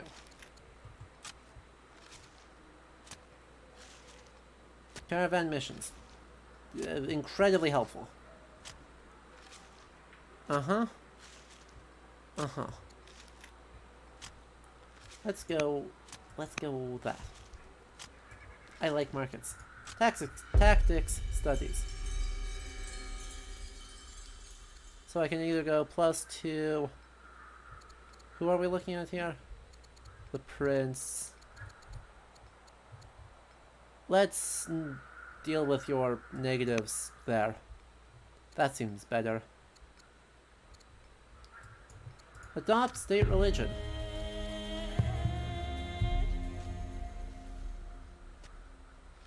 Yeah, let's do that, I guess. Because we can still build shrines for both Zoroastrian units and not. So that seems useful. We are, however, running low on wood, so I do need to start looking at...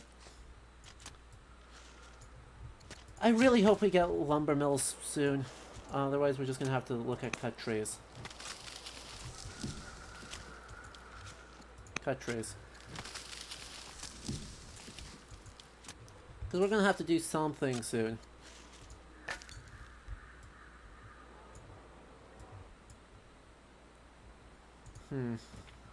Oh look, another Gallic city site. And a shiny. You love to see it.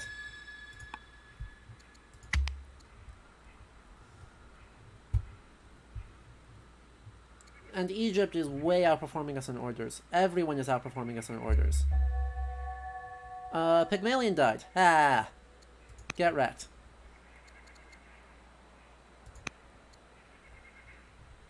Okay. Awesome. So...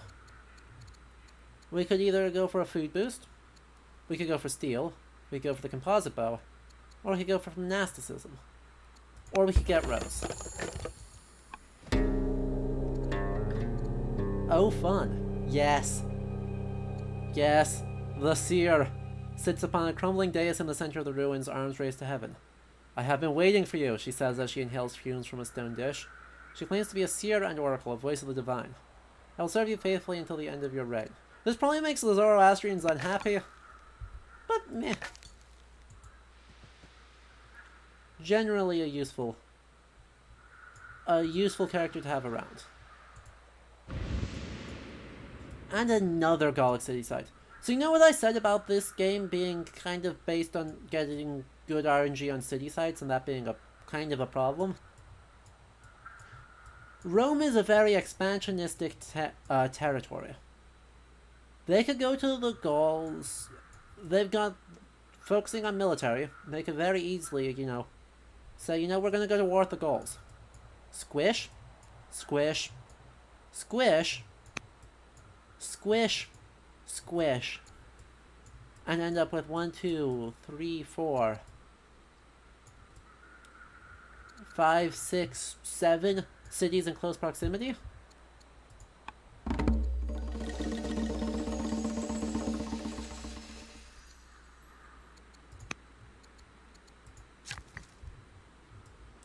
Yeah, that's a bit excessive.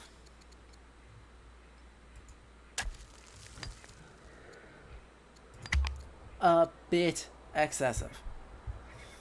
But look at that. Egypt has so much higher legitimacy. Holy crap. Cool. People are starting to convert to religions. And thank you, we've finished the barracks, I guess. Neat. Nice. Nice.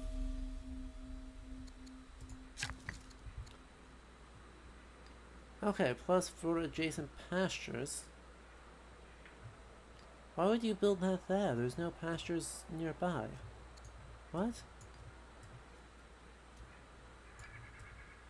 Where I should build it is like out here. Once I build these pastures. Oh good. You're gonna go stand there. And next up, Scout gonna go sneaky sneak. Sneak. Sneak? Do we actually not get to name this active volcano? Not that active volcanoes do anything, but, you know. I've never seen one erupt in this game. Fortify. Cool. As they keep having more orders. Oh god. Hatshepsut is outperforming me real hard. Not that I have... I mean, to be fair, not that I have a whole lot. Let's do Schemer. That might backfire on us, but meh. The Apadana, the lighthouse, or the necropolis? Oh boy. Build more wonders. What does it take for me to build the... Thank you. What a helpful tooltip. Okay. Yes. We can do that. We just need to start buying gold or buying stone like crazy people in order to build that. Or the necropolis says also requires a bunch, but where the Apadana gives culture and orders. Oh, come on. Build the lighthouse. Plus 5 gold a year per specialist requires less. We're gonna go for the Apadana. And to do that, I'm going to buy, sell, buy. Now we are already at pretty good control. Oh crap, I've been buying the wrong thing. Oh no, I've been buying iron. Oh no. I'm dumb.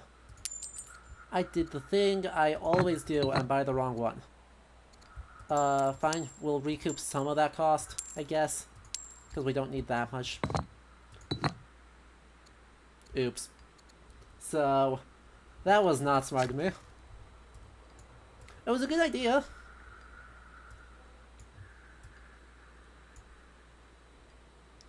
Just really wasn't my best play.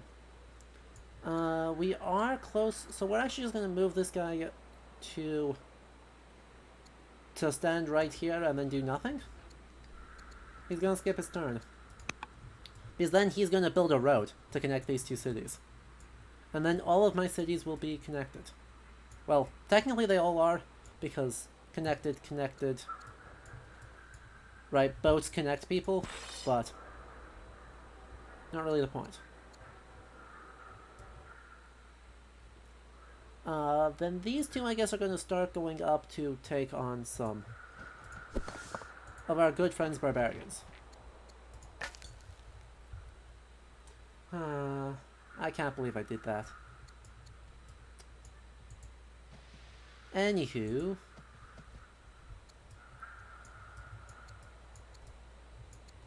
I am able to embark, so now I can actually explore more spots with that scout.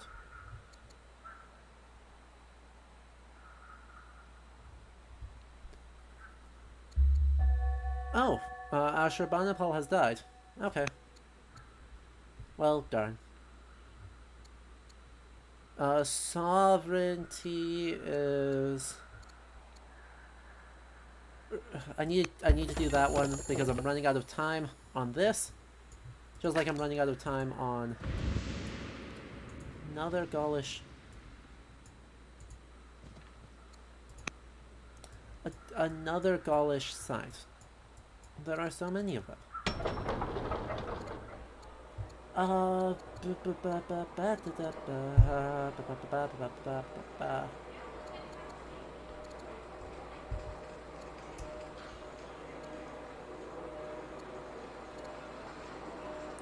I am also slavery or freedom. So we get, if we keep slaves, we get more orders, but more unhappiness. Right, see, +1 unhappiness per year for all cities. Freedom means that everyone gets a little bit more culture a year. So,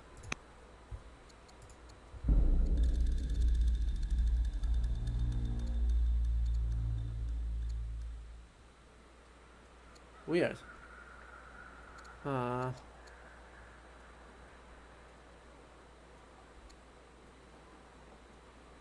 And then we got, so we can either go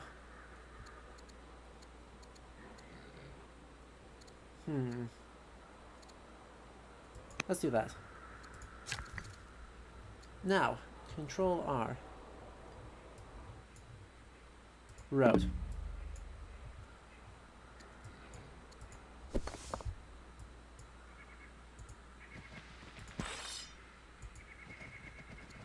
Okay.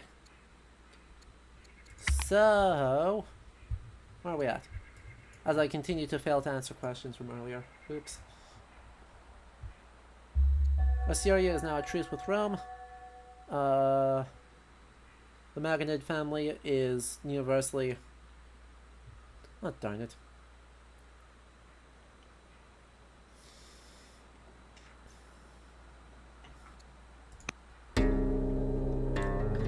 Oh. Well, that's why you died.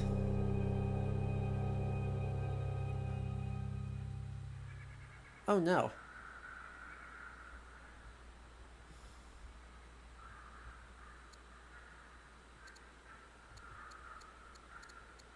What's the family's opinion of us? That all characters... Where's our families? Is this the families? These are.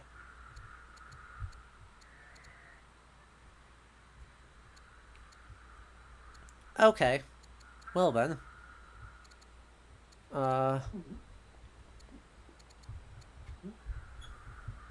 That wasn't good.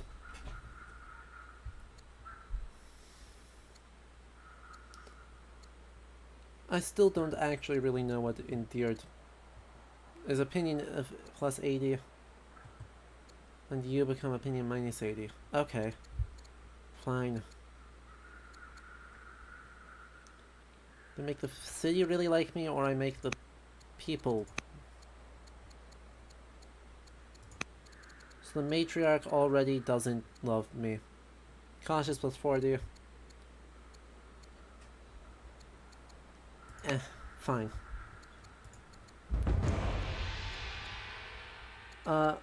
Let's not do that. I don't really want to go to war with Egypt right now. Are you kidding me? That would be a mistake. That would be a huge mistake.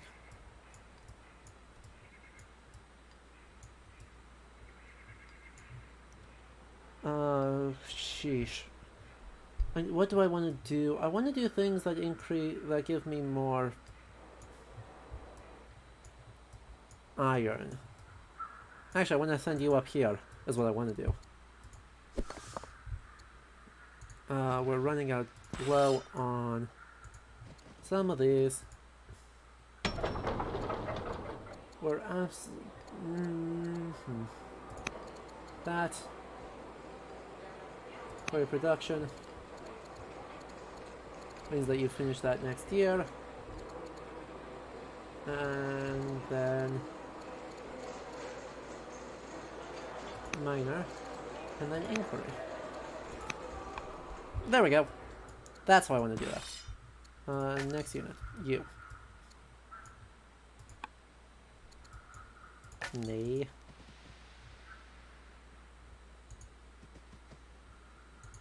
And you're gonna go all the way out there, and then you'll be able to jump into the water and go exploring.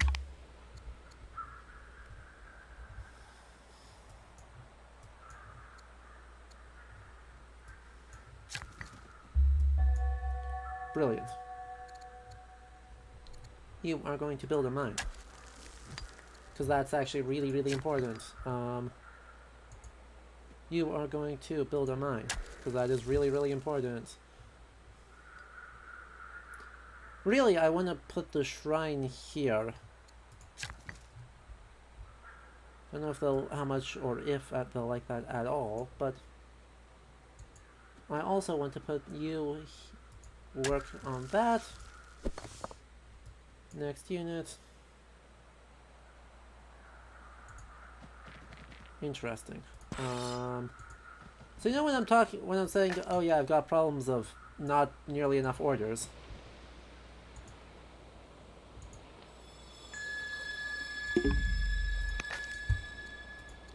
This is what that means. Oh, see you, Riley. So right, I mean, there's not a whole lot going on. Oh. Fascinating. So, Rome killed Persia. So that explains why they weren't killing the Gauls. Cause, yeah.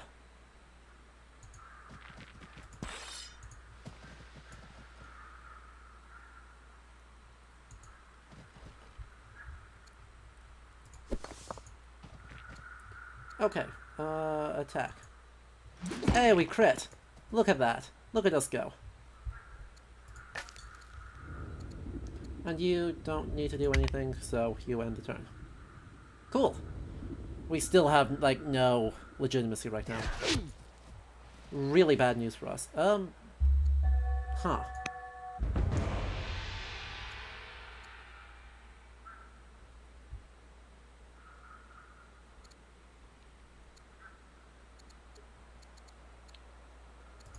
Well, that's fine. As soon as we take these guys down, it'll be good experience for these guys. So, I'm kind of whatever about it. And getting the 2 archers is big, because I'm nowhere close to getting archers right now. Like, legitimately nowhere nearby.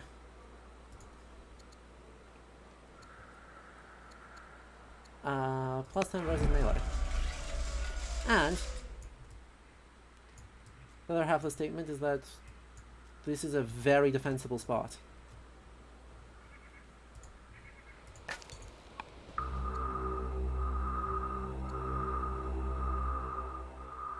In the center of the ruins, high atop a hill, stands a ring of monolithic human figures. Their faces stand out, gazered over the nearby fields as if to watch over those below. The local tribes are known to keep their distance. I'm sure they'll put us at war with the Gauls. Though that's not actually a sacred site, so I don't know that it actually will.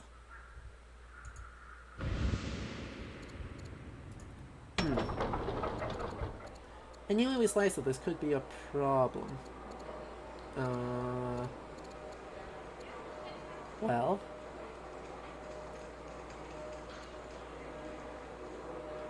have a festival.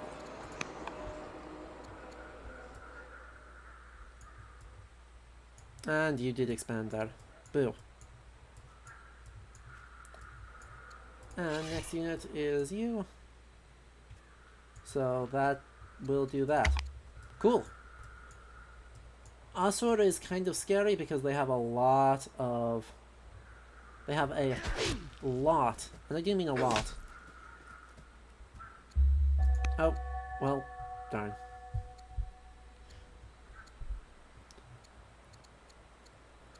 Failings, I guess.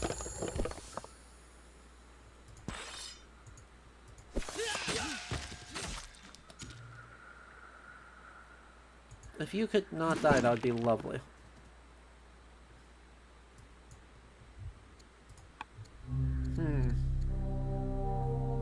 And we get one bad thing. Society shall be bound by rules. Which enacts that, which gives me a bunch of those. Enact 8 laws, enact calligraphy, control 6. Fine. We'll do that. Rally the troops. Great. Idle cities.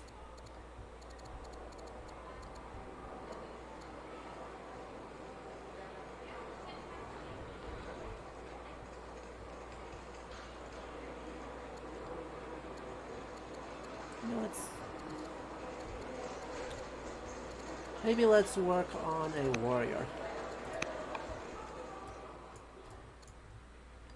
That boosted my legitimacy a lot. That's super helpful. Legitimacy is a really interesting mechanic, right?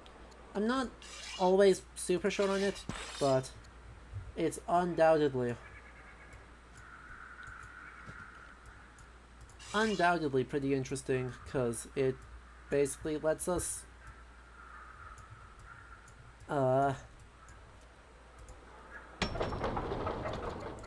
actually go through and Huh, +1 civics of gear. Stone card. Let's do a stone card next. That's helpful.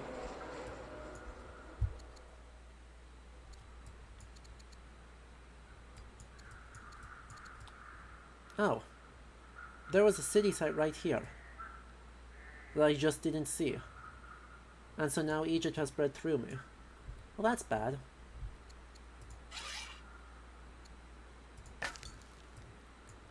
Put simply, that's very bad.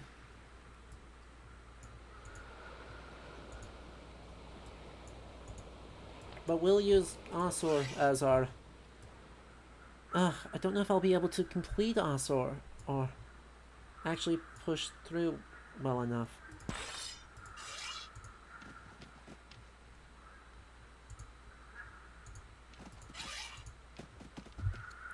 That's a problem. Right, because Asur is fairly strong. And these guys are going to bog me down in fighting real fast. Don't die. Joyous.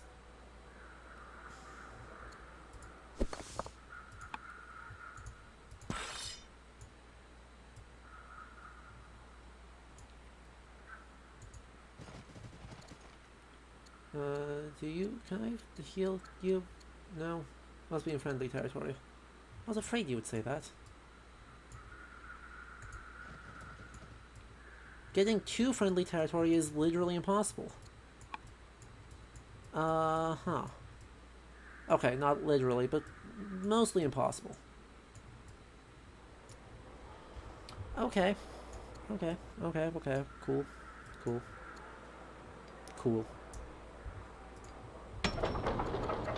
Let's rush this and then work on it. You grab a settler, I guess. I'll need to rush that too, which sucks. Not a fan. But it's kind of the best I've got.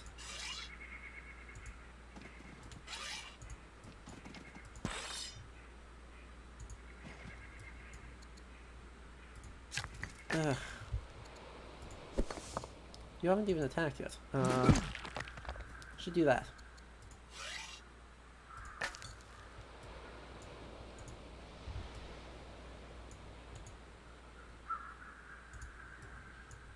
Oh. There's an Assyrian city up here. Well, that's exciting.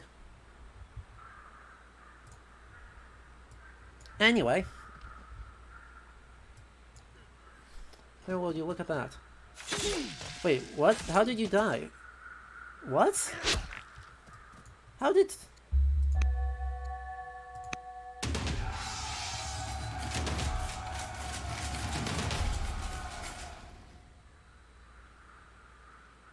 How did I die?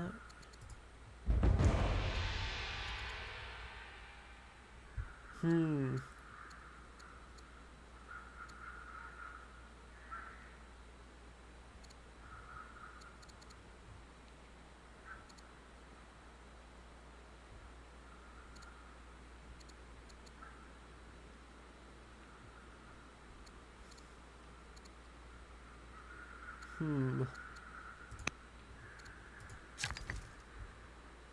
Pyramids, that's cool, but right, that's not what I'm aiming for. I need to go buy, sell, buy, there. And I have enough to build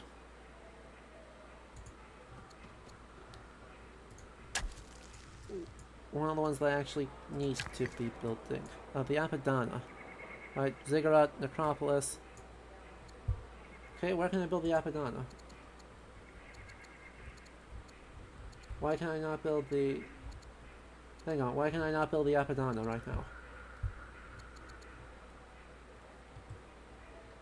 Okay, stay. The Apadana is adjacent city center. Gotcha.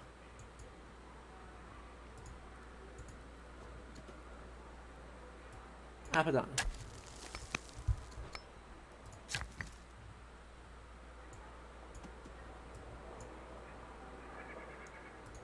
That.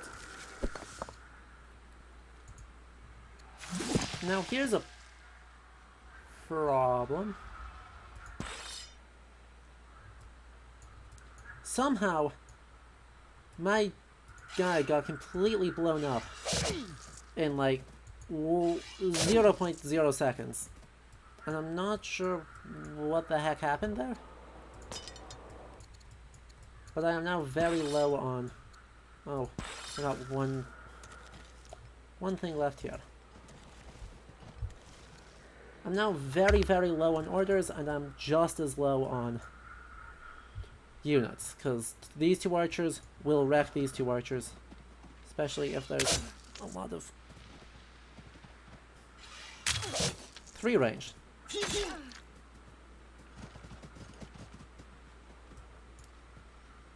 Yeah, a lot of that. Well,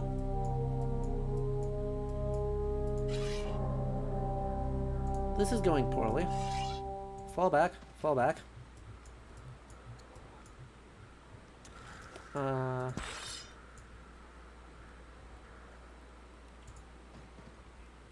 Please go this way.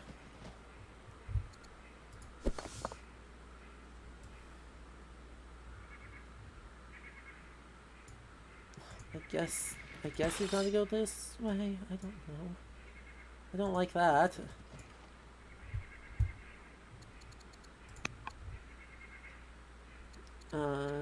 Cannot.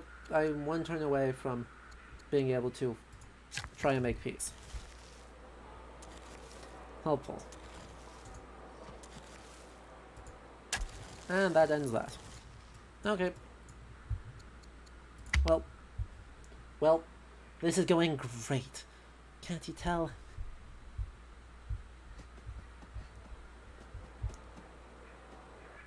I think Assyria is able to start with archers, which is a problem, given how advanced they are. But that's okay. I would really kill for, like, absolutely, completely kill for some,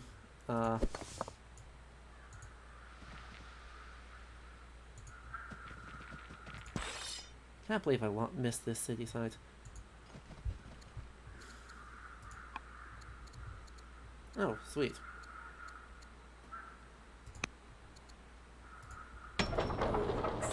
Words. What was I saying? Oh yeah.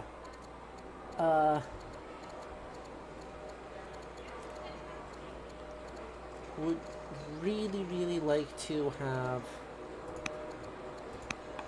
some lumber mills so I can stop hemorrhaging wood, but I can't actually get those yet because I keep not drawing them. That's all it comes down to, is I'm getting unlucky on the draws. Also, the fact that Assyria was able to throw out a city side out here is just nuts. Legitimately crazy. You need to go there, and then heal. And you need to go there, and you are just gonna have to tank this hit. That feels bad. Shouldn't have moved the scout that far. Dang. And look at that, he's gonna build another city. Well done. Yep, you're working on archers. You're working on archers.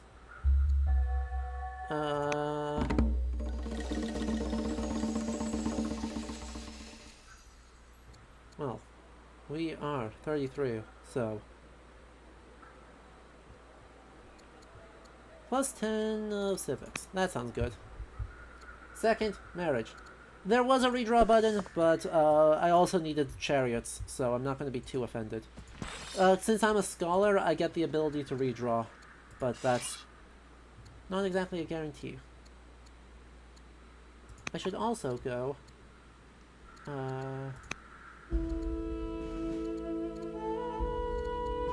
offer tribute. Because I can't afford this war. And annoyingly, since I screwed up here, I didn't find that city site. there's no way for me to finish this. So I'm gonna get -5 legitimacy off of that. I will, however, finish this. I will, however, finish this. So it's not exactly the end of the world. You have a treasury already, right? Let's see. You don't have treasury too? You have treasury too. So you've got 2. You've got 2. Oh, you want 6 different treasuries, 6 different cities to have treasuries. I see the problem.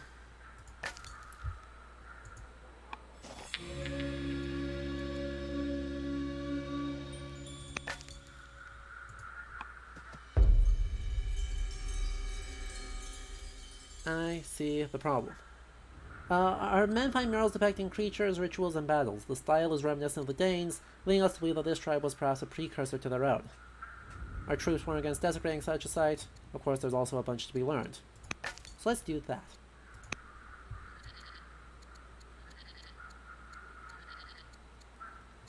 Well. The Danes don't like me, but they are literally the other end of the world, so I don't actually care.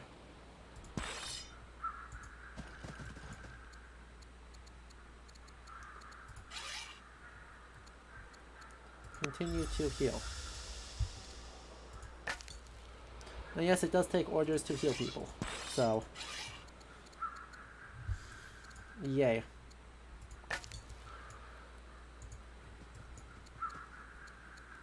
And the year. Oh wow, and we are out of civics. Sheesh. Okay. Huh. Rome is at war with the Gauls, as I expected him to do. And he died. Well, that's not great. Who is my heir? My niece.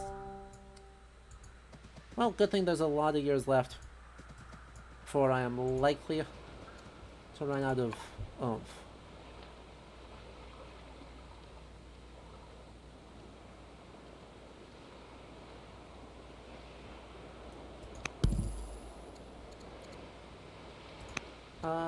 Let's...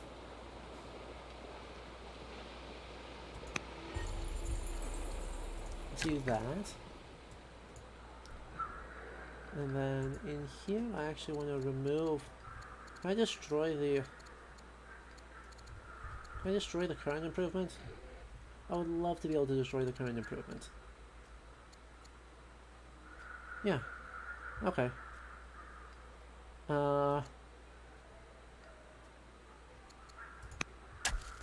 There.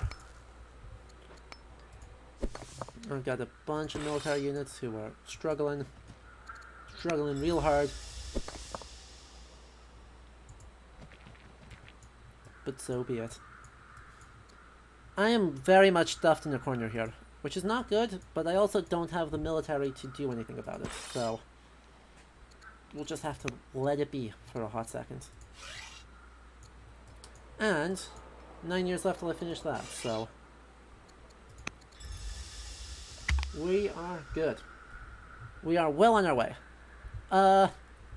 Anyway, technically I'm a historian. I should actually say things. Oh, that's it? That's fine. That's a really good one.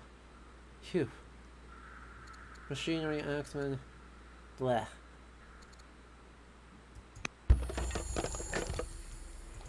Polis is still good, so I'll take that, but... Oh. Almost immediately after discovering the Vandal encampment, our troops are threatened by warriors.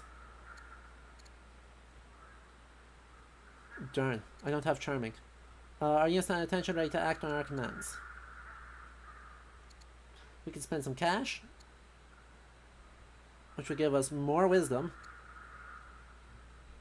We could do that, which is overall actually quite good. Big fan. So, the Vandals may not like me, but that's okay. I don't need them to like me. Carthage, production. Uh...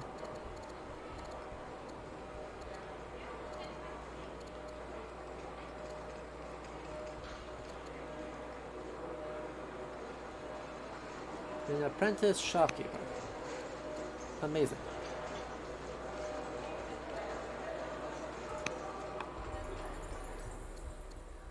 And next up, Chancellor mission.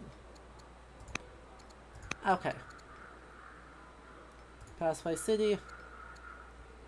Requires coinage. Family gifts. Cost me 400 gold. And 2 orders, but that's okay. Profit from the sea. Several days ago, a ragged man of the prophet seeking efficient salt appeared in the streets of Carthage. So this is Jonah.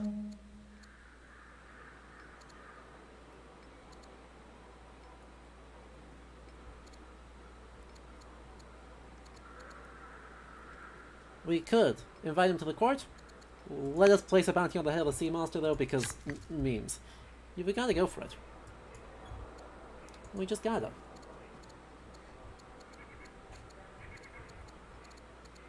Sorry, I want to build a pasture on top of this. There we go.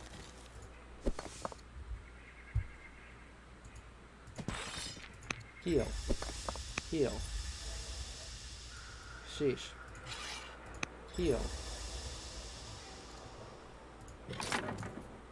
Chariots. Chariots are useful. We like chariots. Mounted units in this game are really good because if they kill someone, they can go again. Or they can keep running over people, I should say.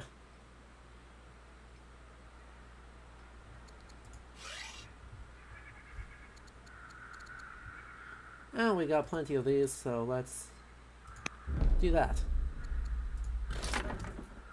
And you are going to sleep. Okay. Well, this is going better. This is slowly going better. Syria is now a truth of them. We lose a thing, but... Zoroastrian. Huzzah. If we invest in the religion, it helps us.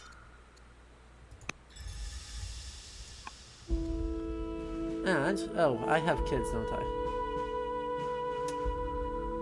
After a mother, Han be Horsebane. Timid, slothful, or cunning. Hey!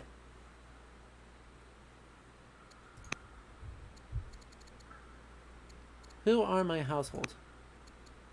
I don't have any kids, do I? I don't have any children right now. However, I cannot tutor you because you are not my kid. Gotcha.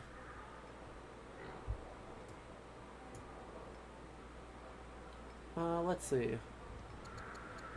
Where can I build garrisons? They're in urban tiles, right?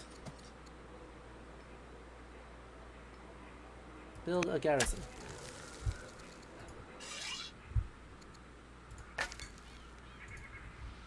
Okay. Let us continue to explore, see if we can find things off in the distant corners of the world. Well, that went poorly. I found no things off in the distant corners of the world.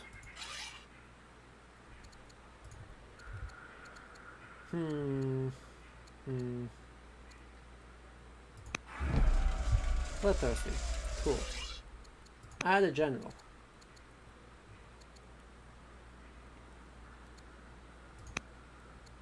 Sounds great.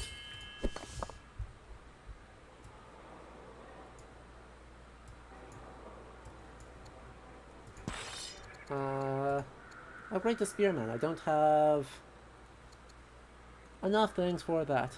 And you can't upgrade to anything yet, so... meh. Okay. Egypt still has double the orders I have. Partially that is... I think a consequence... courthouse, divine rule, legal code. That's long though. Let's go steal. Maybe just go steal. call that a day. So, Cyber, Caravans, Ration Disciple.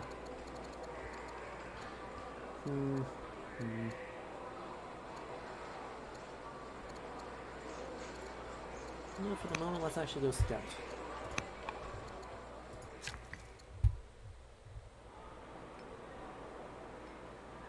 That's a granary, isn't it? Why would they put a farm there? Honestly. Plus 10 gold if on that.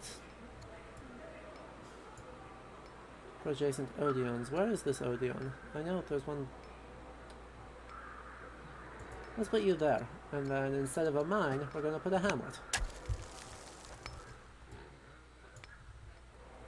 You are kind of useless, so I'm actually gonna disband. Save myself some grief. You can keep focusing on that and explore.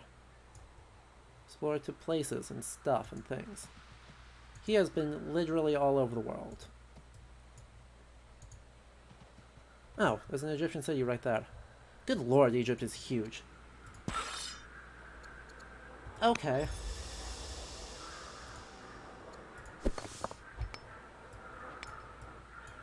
Well, that's gonna cause troubles.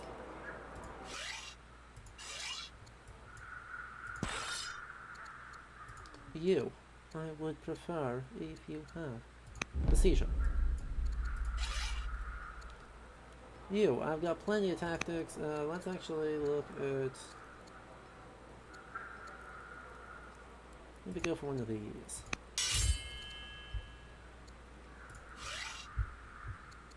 And then pass and endure. Okay. Sheesh. How am I gonna get out of this? Because I gotta go to war with someone. To someone.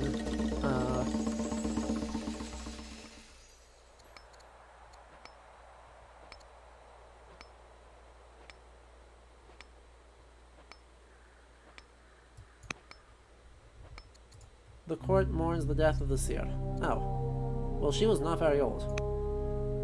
Well, that was kind of a waste. Princess Ashtart is old enough to be tutored. So let's have you do that.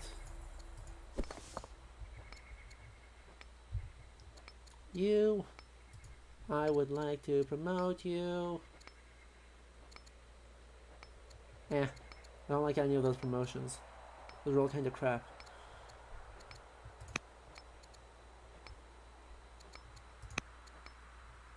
Yeah, never mind.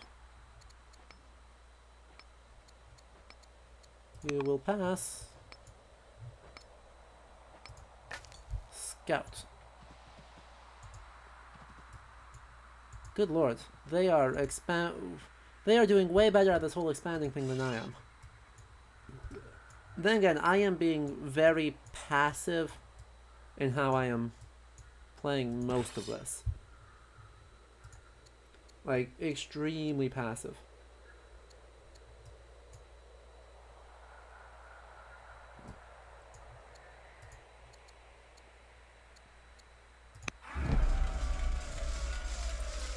So, this might come back to bite me very hard. No, to Headness, this isn't. This is made by Mohawk Games, led by Soren Johnson, who was one of the lead devs for Civ 4. I don't think I've ever pretended it was.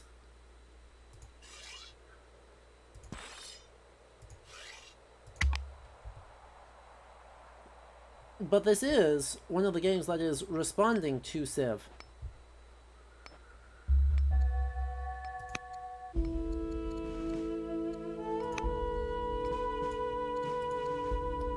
Sandbach. Discipline.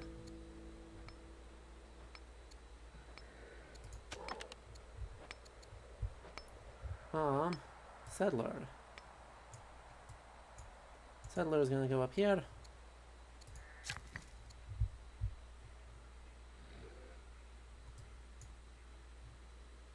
Going to go here, I guess.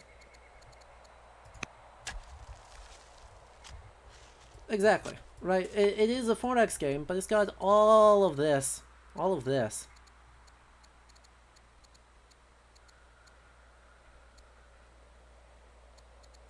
Which is all very CK.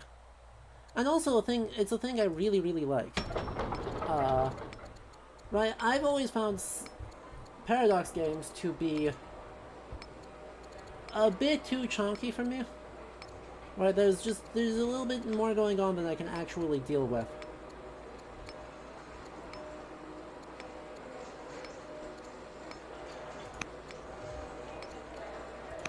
And so this is great because it, you know, it fixes that for some definition of fixed. By having the little bit less map gore that is big CK things, and instead has a lot more of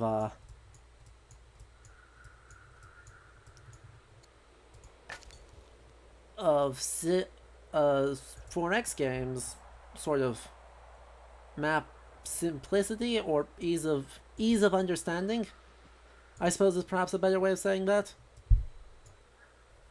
But then supplements that with all of these layers of personal diplomacy, so that instead of it being a bunch of instead of thinking about history in terms of the actions of full states, you're thinking about in terms of the interactions between people. I super like that. Right, I super duper like that. Because this is good, right? The person in charge of Zoroastrianism is not even of my family. Right, the matriarch of it is of the city that rules Panormus. And so we have to deal with, the family lineage and paying attention to them. And we have to pay attention to the individual relationships and whether or not people like us. And we have to do the same thing in all of these other cities. And so all of that stacks up to be actually quite good.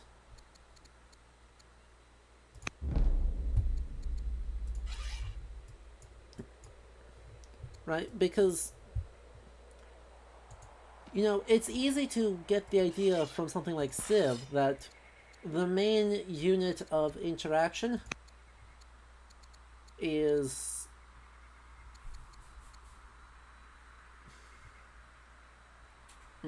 don't love those.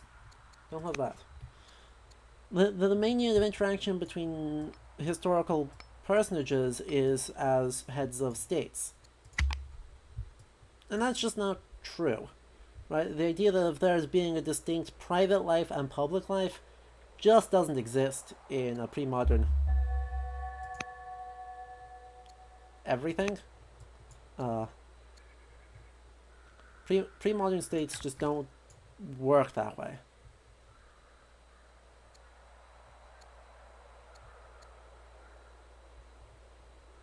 You finished that, so actually Panormus gets the government now.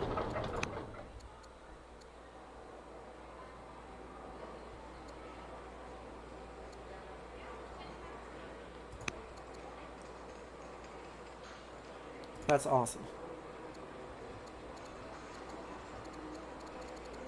And then we'll work on that. You're going to go over here and build that. And you are going to go over here to build that. Carthage is going to work on that. And then work on a spearman. And then realize that I'm completely out of wood and buy 200 of those. Yeah. Assign governors, thank you. We'll do that. We can afford that. So now, hopefully, we'll be able to get up to here. Successful. Crap. Please don't.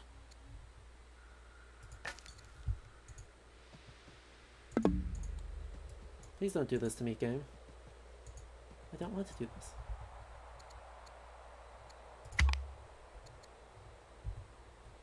And Egypt has so many cities right now. Holy moly. My immediate, like, short-term goal probably needs to be... Oh, what? We just are arbitrarily about to die. Well, that's bad. We're only 40.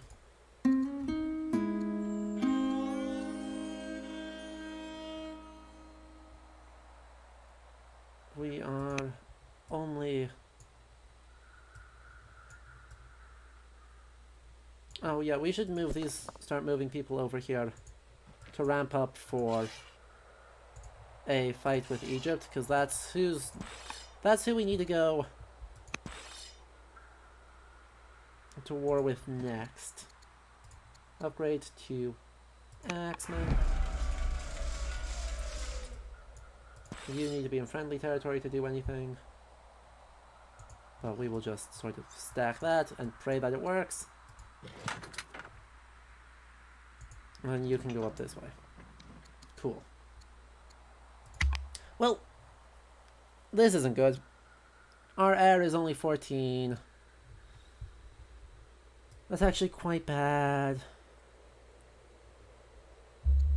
Control 6 treasuries and build the Apadana. We will finish, but let's get that cash.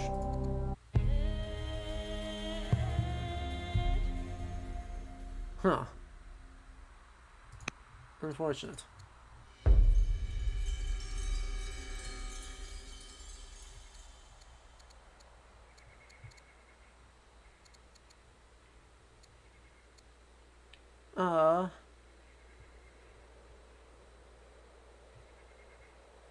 We will do that, because I do need the things.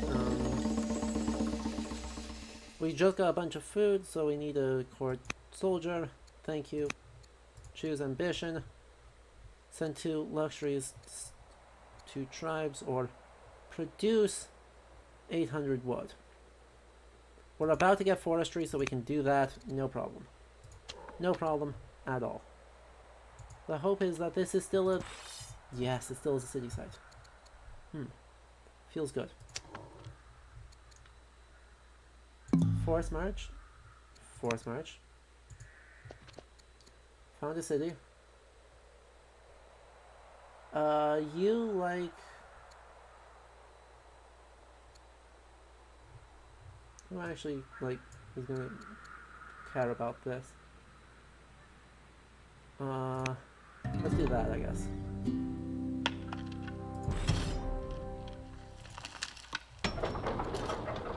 This is kind of scuffed, not gonna lie. But, I need that 4th site. Nah, I mean, so, KJ, right, I actually super like the idea of death in this game. Because while it's sometimes unfortunate, in that I'm going through rulers pretty quick right now, it actually mostly works okay. And the reason why is that... Oh yeah, you can hit multiple people. Yep. As we are going through this, we're not doing this year after year after year after year after year after year after year after year after year for, like in CK3, right? Period is from 800 to 1453. So going through hundreds of years of rulers. We are a quarter of the way through the game already. We are already...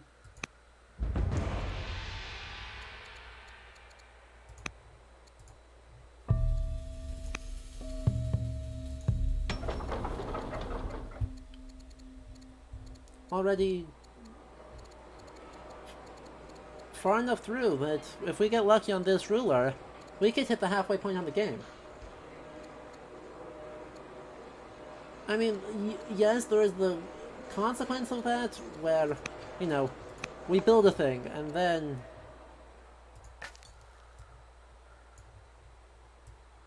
by the time we are done building the thing, we are in a whole heap of trouble, because everyone died. Everyone is already super old, and so everyone dies fast afterwards, but at the same time, we have insufficient of those.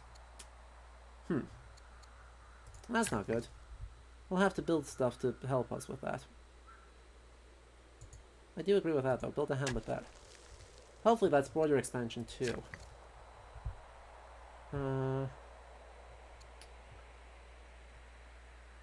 What's the problem? Oh, I only have one order. That's what the problem is.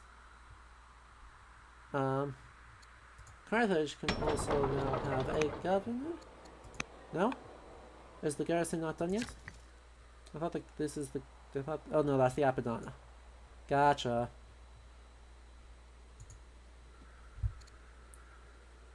Well then. Scout. Yeesh. Well, we're technically winning. I certainly don't feel good about it. I super don't feel good about that.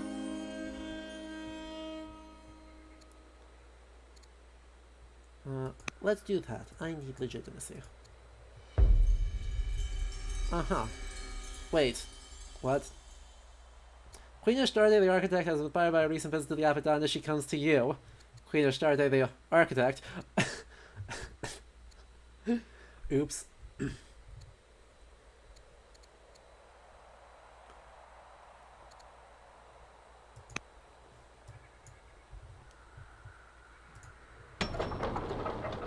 What if we hurried this? What if we hurried you? And then went for another decree? Let's do that. Yeah, Egypt probably has good reason to be upset, given that I am amassing a not insignificantly sized army at their doorstep.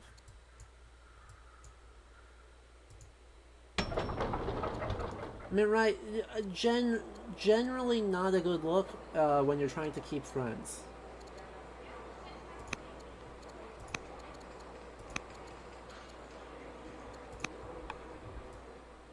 Just gonna throw that out there.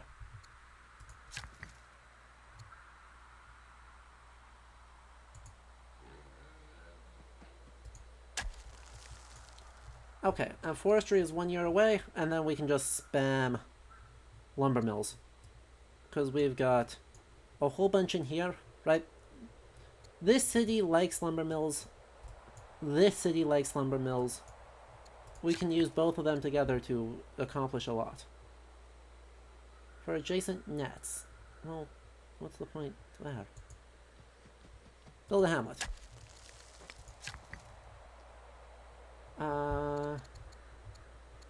Then I want to build a... Did I already have a pasture here? Yeah, I do. Okay. Huh. Well. That should help a lot. Also, I still don't have an... I'm losing 11 training a turn. What the heck? Why am I losing so much?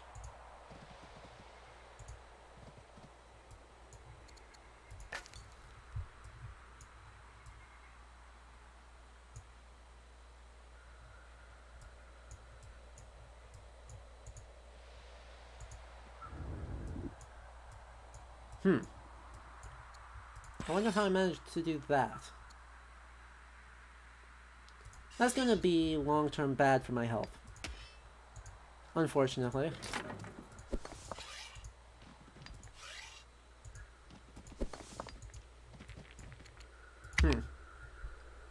Hmm. Hmm.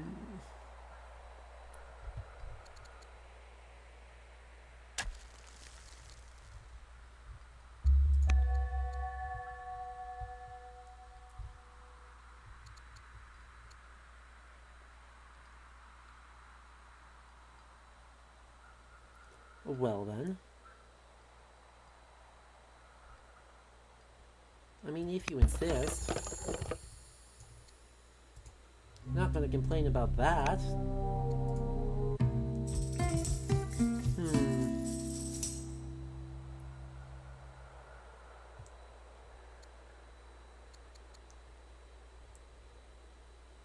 Especially so you beat the gods of war, they put forward the prince.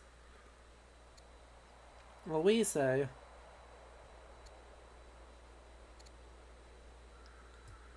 our person has more legitimacy. Oh, now that we have finished our own study of philosophy,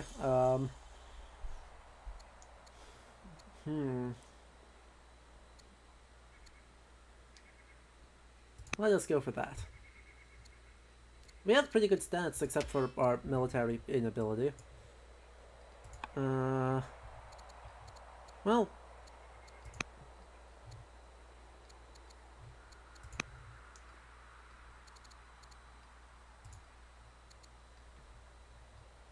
Oh good, they are angry at us.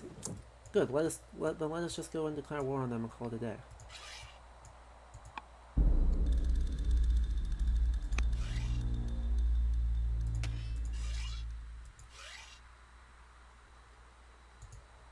Like, honestly.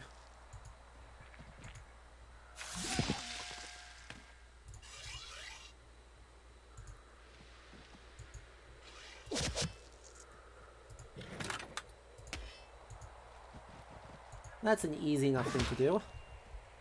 Oh good, now we are once again gaining. Yep, and there's route, and then I am immediately able to attack into the city. Now the city will gain oomph every turn, but also I don't care because not exactly at risk. TBH.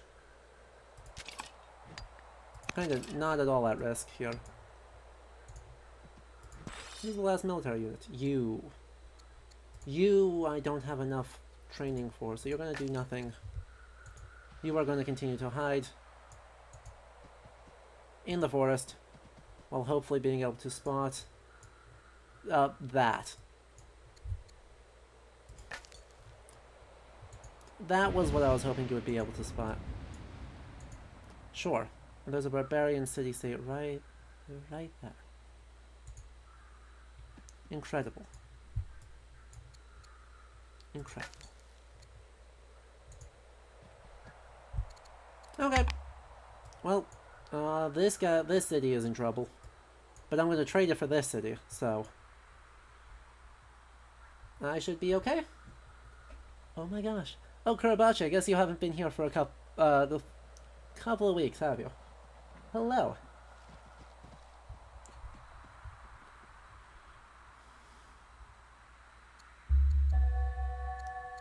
Hold court.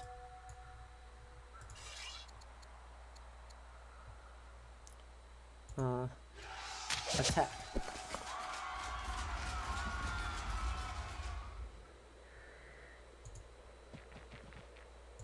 Attack. Attack. Attack. Move in. And attack. One more turn should wipe this... should wipe the city. Which is great. Big fan of that.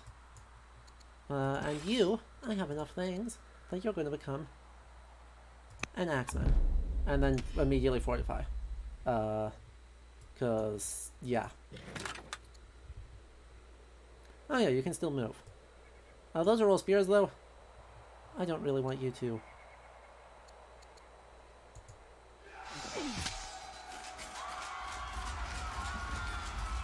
I do not want him to go into there. Because he will get murdered. Very painfully. Cool.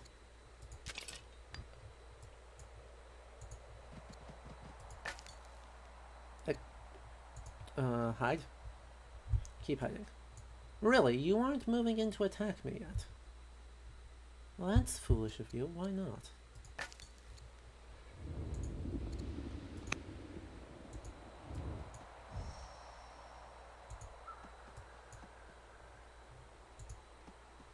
I'm not sure why he's not attacking. But I will say, this is a lovely little defended spot. Well. Oh well, so be it. If they're gonna let me very easily take this city, I'm not gonna be upset about that, because they are not...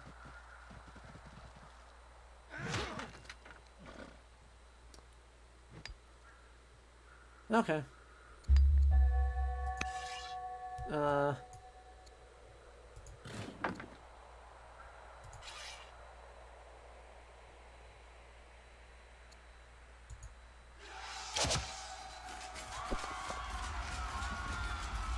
Since he's standing on Jedu, that makes things tricky.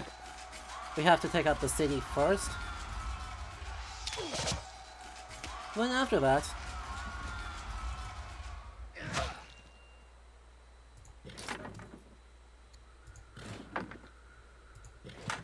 I'm not quite able to get the kill here. Unless if I'm able to get someone else in. I don't have enough things to force it. Darn. Frustrating. Maybe we'll crit? We did not crit. We did not in fact crit. Sad. Very sad.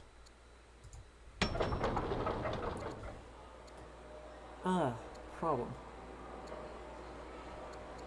I am not able to hurry this production by any means. Which means I'm just gonna have to kind of deal with this. Militia built at the same speed as these, so who cares? Then you just need to make sure you're standing there, and you can't fortify, so... just... I guess, sentry. You'll wake up every turn, but it's the best I've got. Everyone else should be okay there. You should be okay up here. Just seeing what's happening. What's going on. Sneak. Okay. Let's see what else I can do here to speed myself up. Get myself in better position. So we're about to get...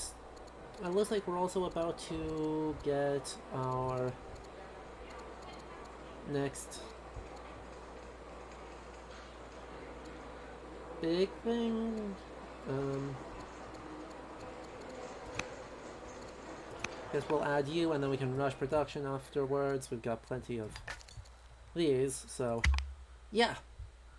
We're still 3 years away from the gifted elephants though. And I'm sad I couldn't take this. This was so close. Egypt has more than 11. Egypt, yeah. Okay. Well, like, hello?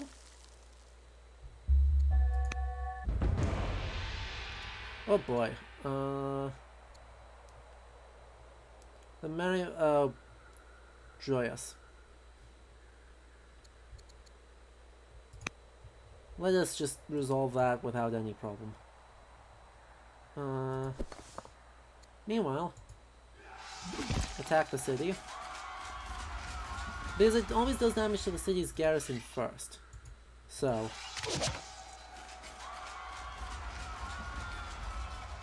we're able to just steamroll these guys, and then, having done that, we need to station someone in there.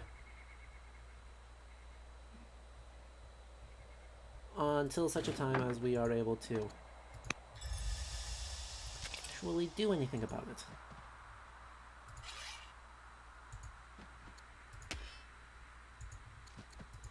There we go.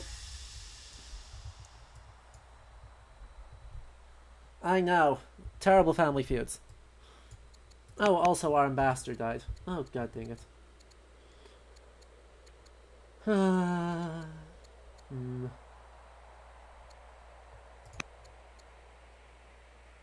You are severely ill. Let's just do that.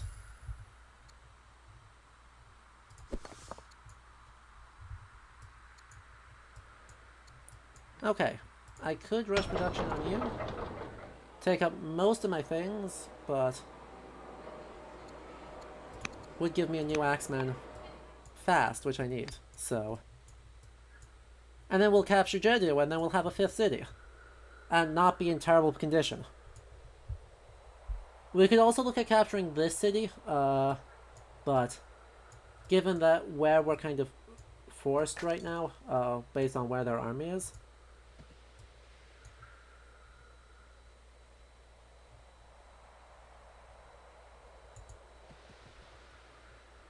You know, like that. We're kind of forced to actually engage with it. He's super dead. He's not hidden like I thought he was. Crap. So that scout's dead. But right. Sadly, this elephant, I'm real sure is not about to land right here. It's gonna land over here and move very slowly. Even though it'll be very funny when it steamrolls these guys. But yeah, their whole army has accumulated right there. And they do outnumber me. By a lot.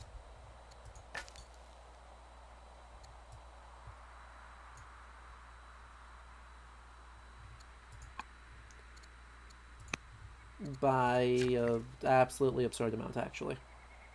Lumber mill, yes.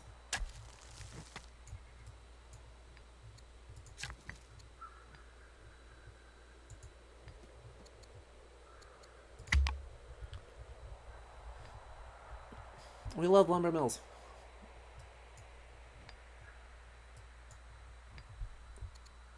Anything to stop hemorrhaging. Yep, there we go. There he's dead. 100% gonna die. Really? Really? You're actually gonna walk in here. Slowly, like. That's gonna hurt. And that's a rout. Hit, and then hits again. Oh, chose not to hit again? Question mark?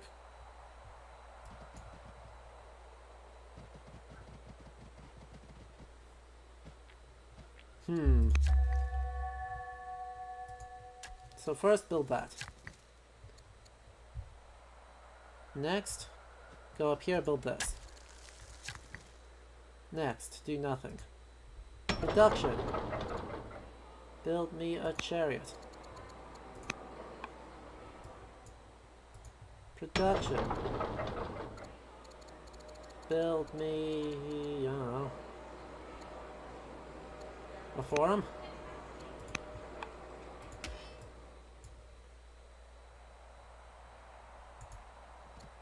We are about drawing. We're not losing, but I wouldn't go so far as to say that we're winning.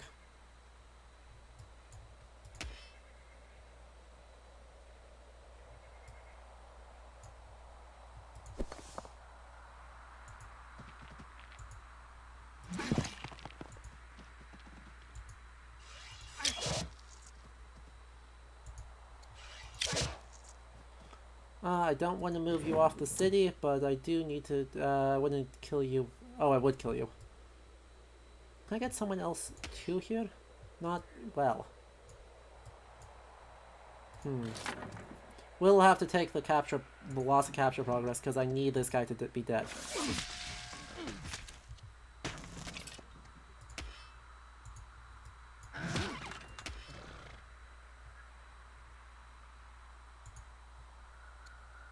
What? What do you mean? Yeah. Okay. Let me actually walk through like I'm supposed to.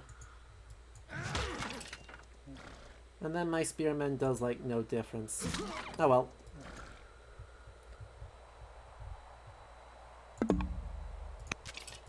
Okay.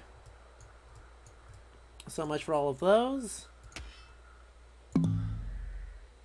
Oh, you already moved. Boo.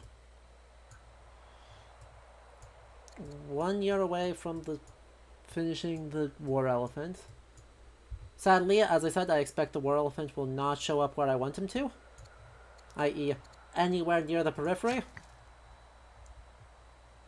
So we're just gonna have to roll with it wherever it shows up.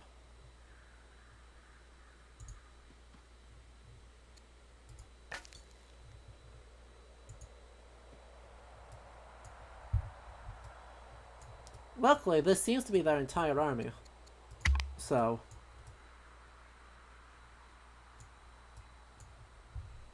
anything we can do here helps us.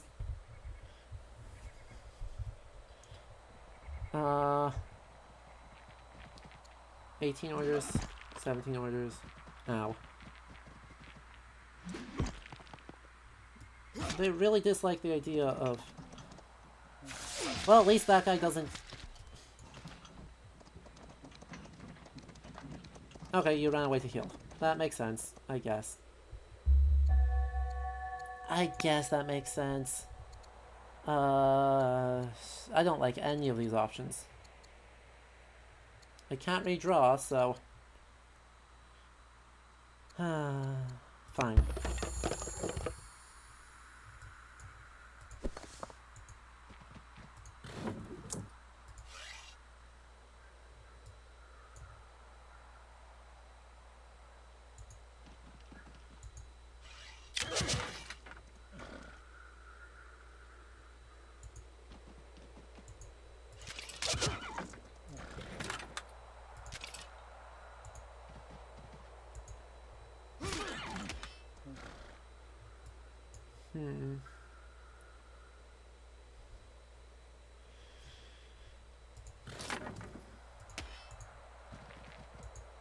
Attack you. Roll in. Attack you. There's a kill. Roll in and attack you. There's an injury. Annoyingly, they occupy my urban space, so... hard to do a lot with that. And what do you know? You know what I said about this guy probably not appearing anywhere helpful? Yeah, that.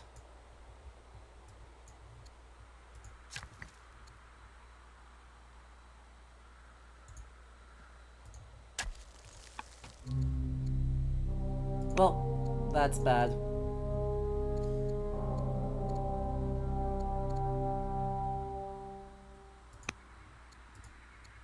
Choose a new governor. Yes.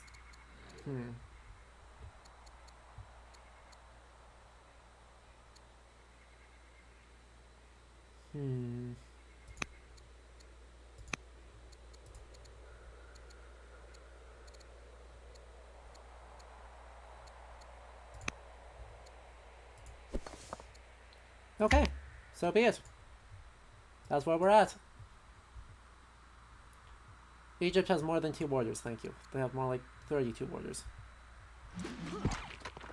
Well, they are actually losing orders at relatively high speed. Though that's a kill, I'll be annoyed. Of course it's a kill.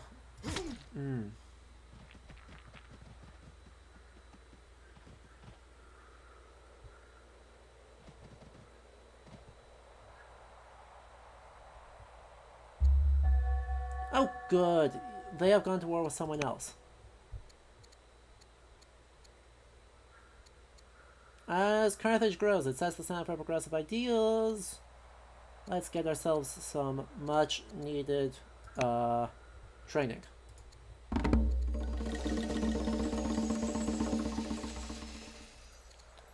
Wisdom and discipline.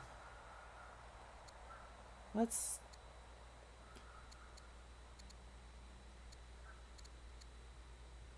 do that. Forest fire.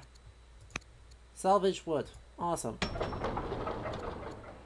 And out here, guys, we will go for a slinger.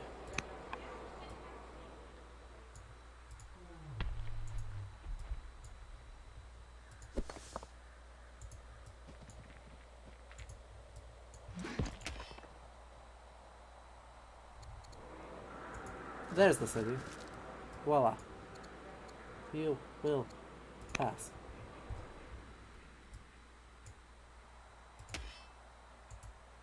That should be a kill there, which is awesome.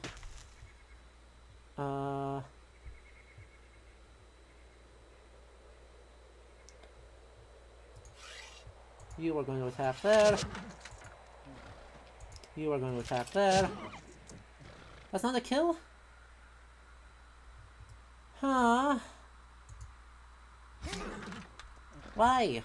I mean, it will make them spend resources to back the person up and heal them, which is good. But it doesn't kill them, which is bad.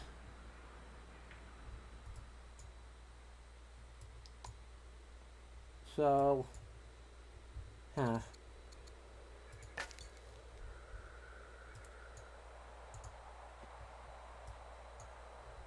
And I broadly don't really have a lot of options here. Luckily here is that they are also at war with the Vandals at the same time, which means that they are possibly splitting their army up here, which gives me some time to try and either take on Per Hathor, or Per Namadi, or Eken, or all of the above, if I'm really lucky. I don't think I'm that lucky, but we've got a chance. We've got a small chance here. And with all of these things being built, we also still aren't... Yeah. It doesn't... It's not really looking like that, is it?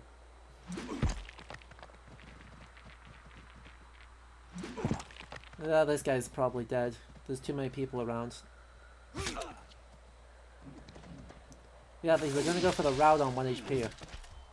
Which is fair, that's the choice I would make too. Trading that is probably better. Long term. But...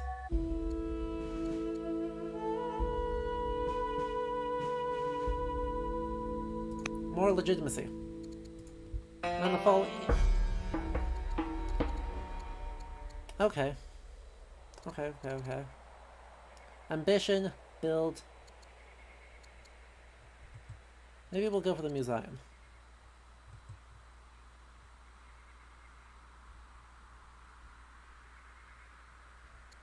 I don't have enough of anything for that.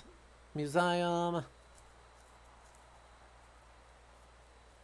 That still is the museum. Build the Colossus.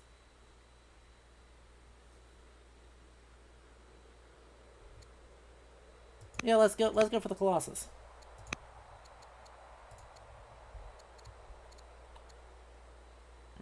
And we have now captured Jeddah, which is great. It still is not happy with us, which is fine. But we take what we can get right now. And what we can get right now is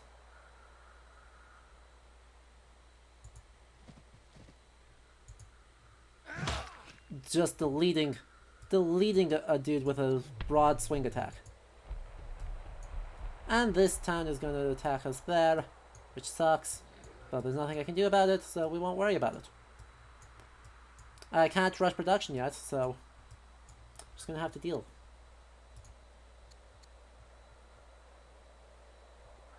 Okay. Thank you.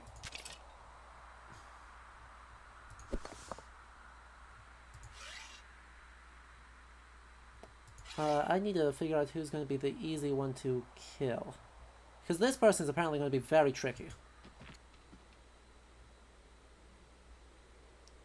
But if I can take on this one, perhaps?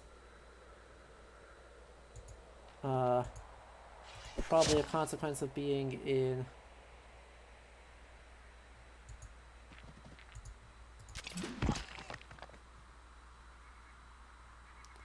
that's almost certainly a consequence of being in urban, or sorry, in forest. All my archers get kind of screwed. We'll take that. And everyone's on cooldown now, so Huh.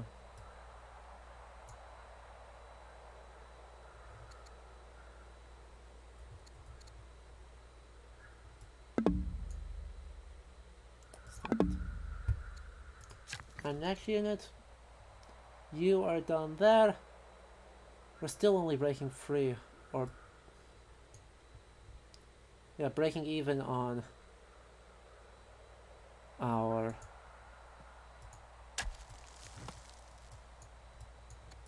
materials there. Gar. Gar. Fine. Strategy in motion or something. You have more than 7. Stop it. You got like... yeah, 25.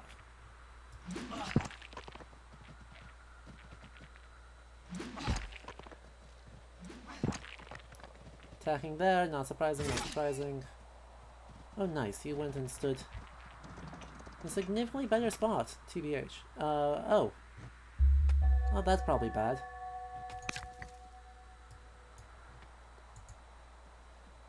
Oh, that's actually quite bad. Not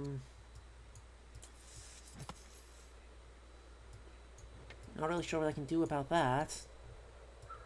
Can't rush this anymore.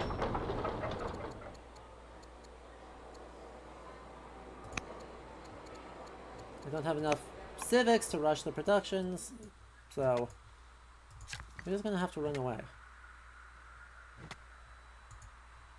Yep, cancel the lumber mill. Just leg it. Bye. I could use this to blockade them.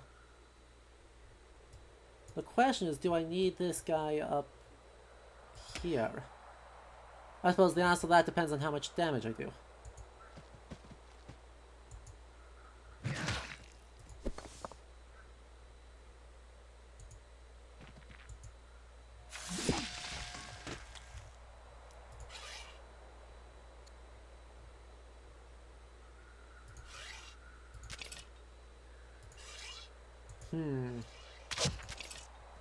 That's not a kill, that's not a kill. Really? Neither of these guys are kills? Fine, we're all gonna gank you, because the slingers aren't that scary.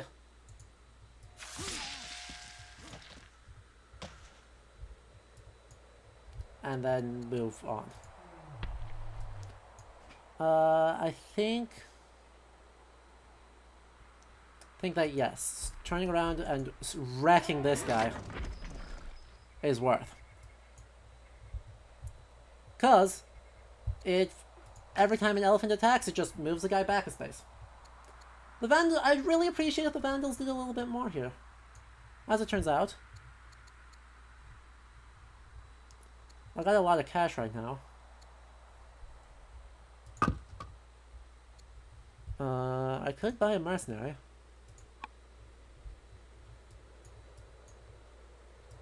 If I could see any of them. If I could see any of them, I could try and buy mercenaries. Oh well. I can't, so I won't. So be it. I wish I could get more civics, though. I should move this up to get a better view, because I'm not really adding a lot to my own view there. Also, these guys, for the most part, need to try and heal. Right, because you should survive. You might not survive. Fair enough. Fair enough. I did say you might not survive. Oh boy. Oh, this is frustrating.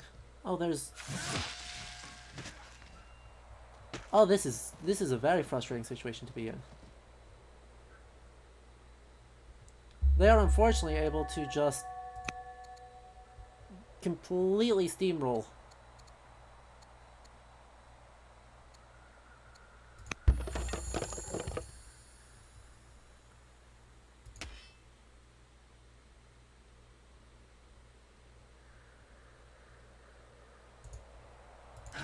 And there's not a whole lot I can actually do about it. Especially when I'm not actually settling anyone into the city itself.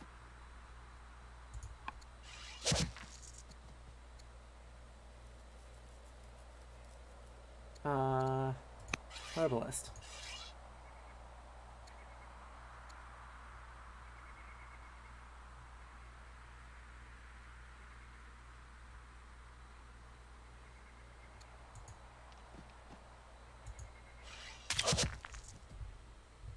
There. That is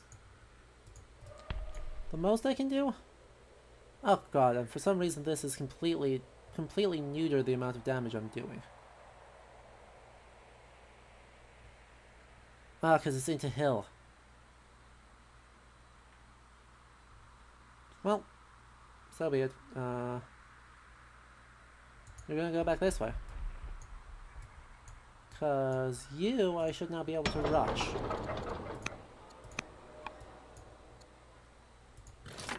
And you can get up here very quickly. And then you can work on more chariots. Those chariots are cheap. You're working on that. Great. You're about to finish that. Also great. You've already attacked. Awesome. Cool. You haven't done anything yet, so bloodthirsty. Great.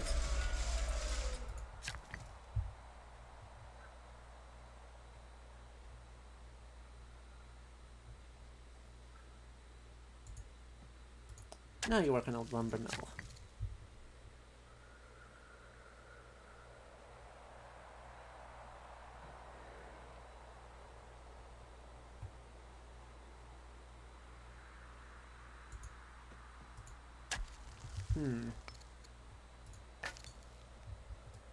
You, I think I want to go up here to keep an eye on more people's stuff.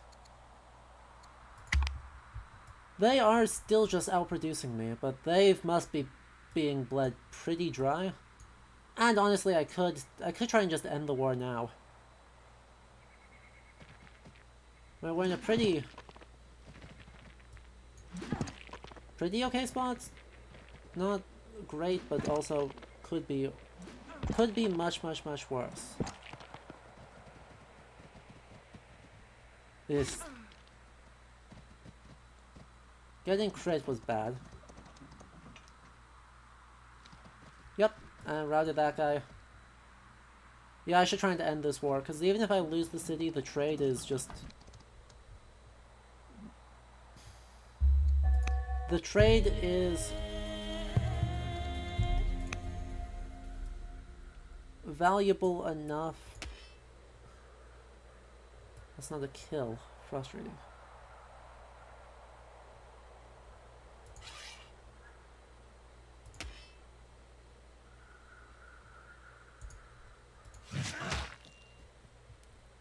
Oh, wait, you finished the thing, did you? Where's the slinger? There you are.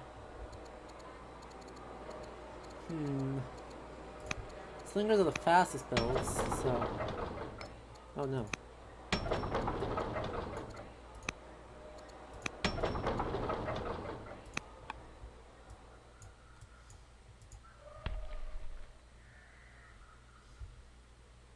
Well, that works. Kill. Where's my ambassador? National peace. Sorry. National truce with Egypt. We're gonna just accept the circumstances and just go like, yeah, not... No. Ah, you already attacked. Boo. Gerbu hiss. God, because this gets out of hand a little bit too quickly for me if I'm not careful.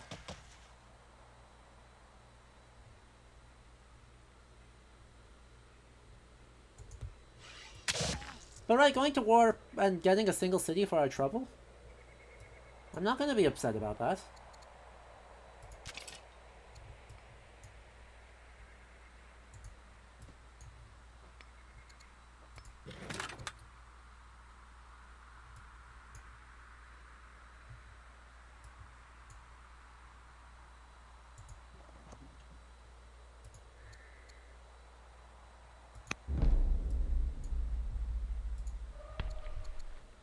Not at all.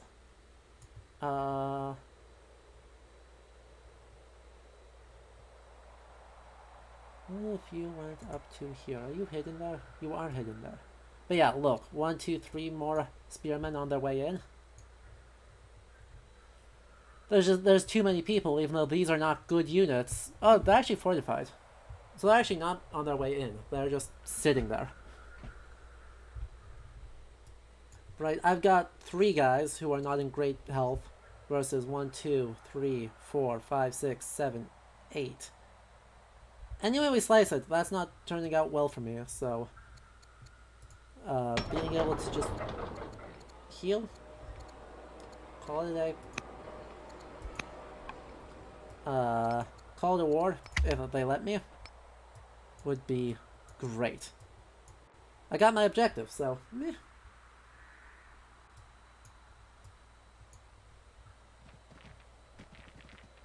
They do seem to be, like, fleeing. And they're gonna focus on the cheap slinger.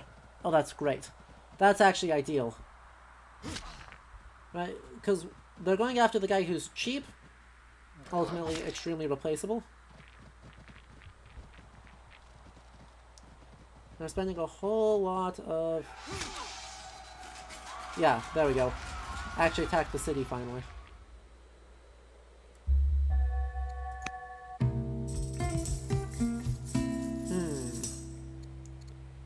Which told the public feast, they have asked the governor to,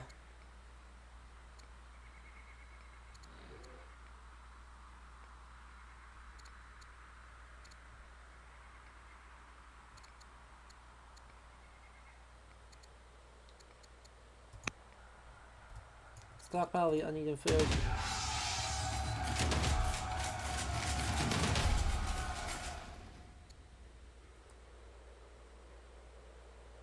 Okay, fine.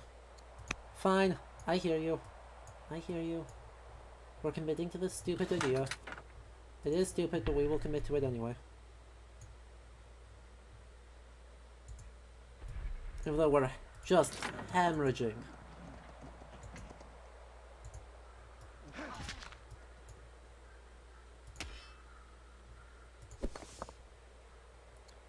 We are absolutely hemorrhaging.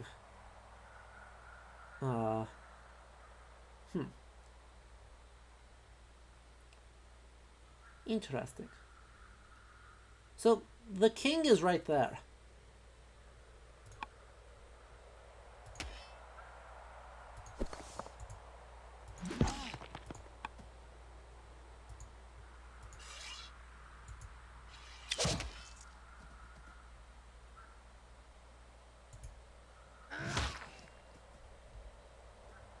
Like, that is the king attached to that spear unit.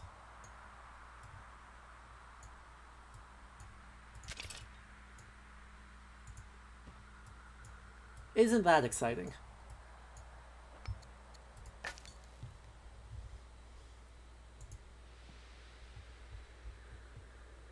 We are so close to elephant time.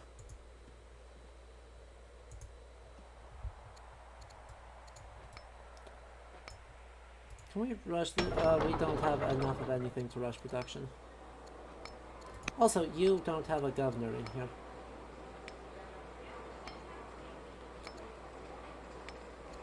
Why don't we make ourselves the governor here, even though that slows down one teeny tiny thing.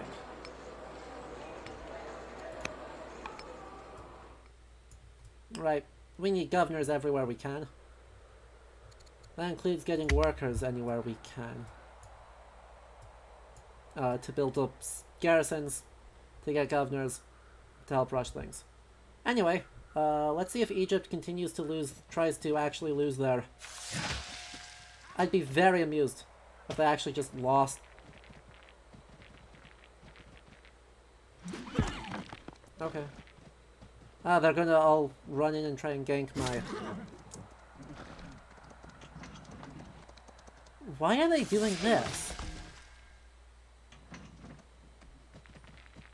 I cannot figure out what the heck they're thinking. What?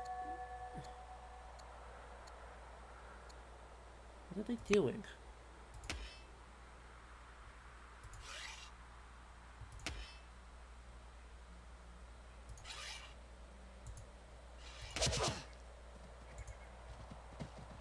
Come on, get lucky, get lucky, get lucky.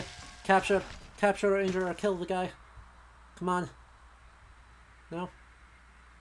No. Boo.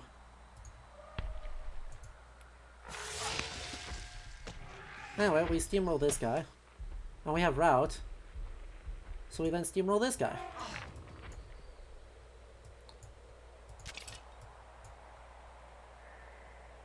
And then we stick you there. Because the elephant may be in trouble, but that should enable you to be okay.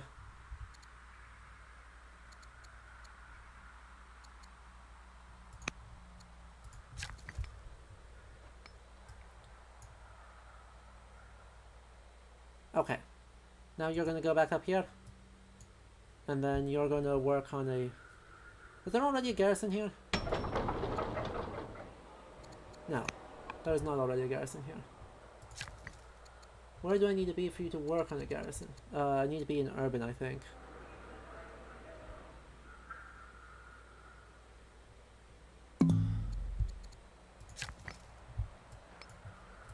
And I'm making a good amount of wood now, so that's fine. Build a hamlet there. Okay. I don't think I got lucky on the attacking the general. That makes me sad. Though these guys are all just fortified, so... I'm not doing well? Because my elephant gets wrecked. My elephant has too many people around it. It gets dominated.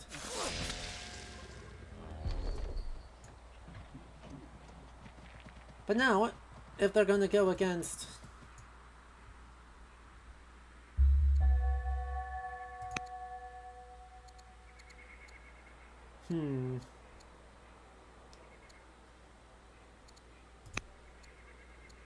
Thank you.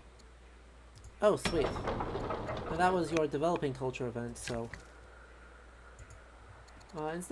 instead of the barracks, why don't we build a garrison? And I gain the ability to rush production here, which is incredibly valuable. So, here's the thing. I don't have anything to enable longer term.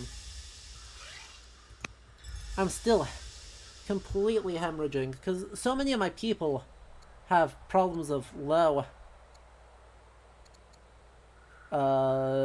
courage that I'm just hemorrhaging training, and there's nothing I can do about that. So that is what it is. In the meantime, just keep building chariots because they're fast.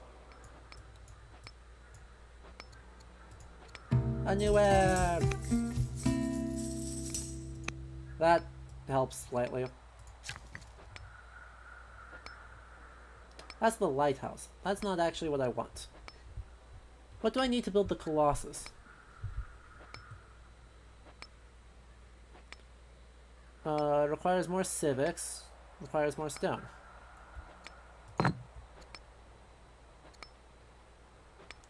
Okay, but... requires coastal water.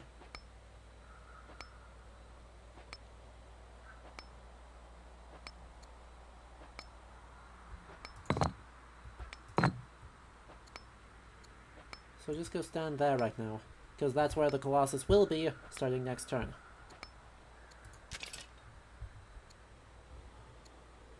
Okay. So you need to pass. I need to play a little bit defensively here. This worker is going to do nothing this year, so that's fine.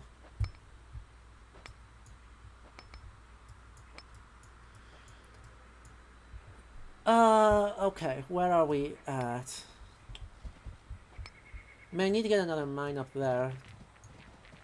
Oh good, these guys are going to come back in and attack me here. That is exactly what I was hoping they would do. That was 100% what I was hoping for this.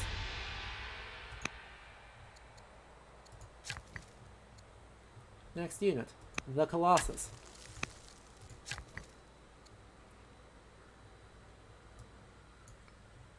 Next unit, build a mine out here.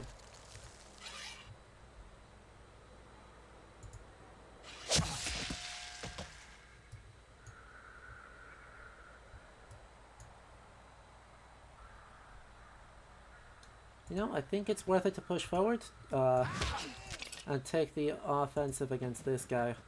Try and burn some oomph to make them actually leave. You all still didn't finish that. Really? Really? I want to try and see if I can get out of their territory far enough. Yes, I'm hidden there. In order to actually see what's coming up. And the answer is not a whole lot. I seem to have bled their entire military. I'm shocked. Because 1, 2, 3, 4, 5... They've got another guy in here, 6, 7. I mean, they still have more than I do. But that's not really the point.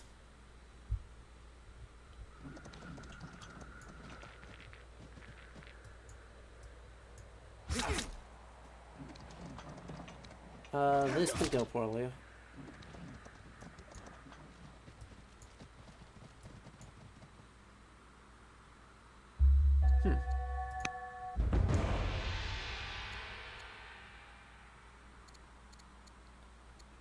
Let's not do that. I'm already in 2 wars. I really don't want a third right now.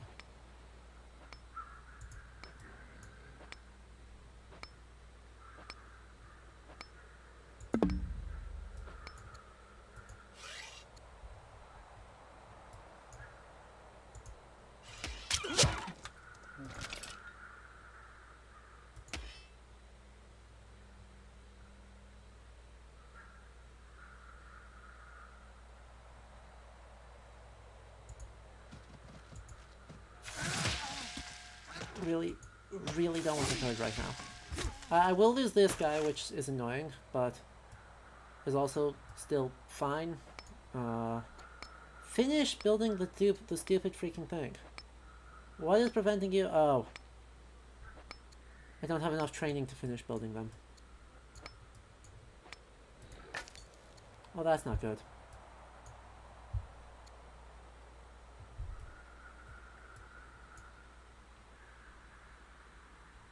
That's what's going on. Also, yeah, there's like no other units around here. Oh, that's very not good. How am I going to solve that problem? The tribute to Assyria is my problem.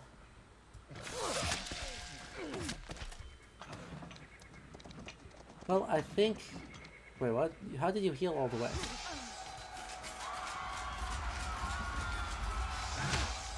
And you're gonna do that, which will hemorrhage the city. Jeez! Suddenly they've got a whole bunch more people. Okay. Uh-huh.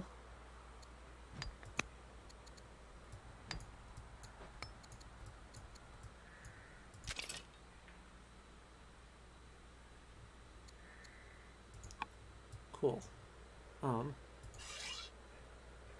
What are my actual options here? I guess that is the slightly better play. You push up, take on this guy. I'm gonna lose. I need to send another peace delegation here because I am in.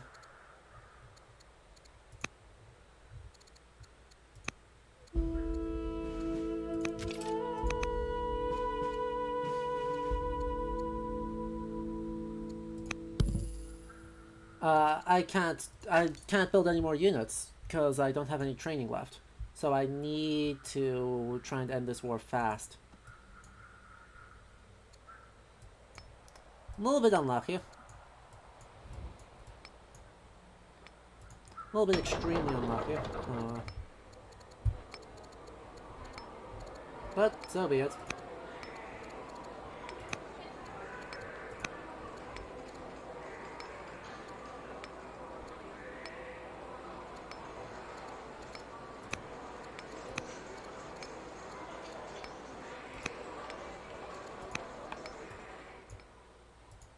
And you, there's no point in building another thing here because you can't finish it, so instead let us go for apprentice officer. And we still got a couple of people, 2 citizens, so we can go minor and woodcutter. Fine. All those, any of those are fine. Carthage can't finish this, so there's no point in going for it. Could go apprentice officer, master shopkeeper, and then another woodcutter.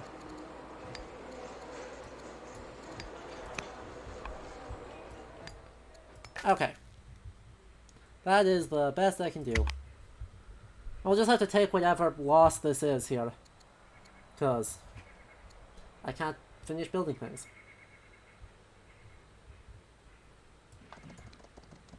So be it. Hopefully I won't lose too many people here. I will lose too many people here, but that's not the point.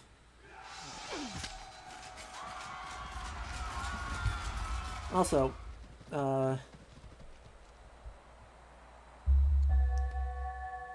yep. That sounds right. Lost that. Sheesh.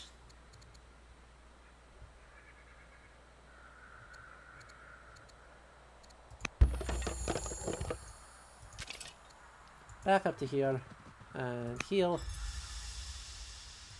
Hippo can't finish this, so repair damage. Switch up to worker. Awesome. And Jedu can't finish this, so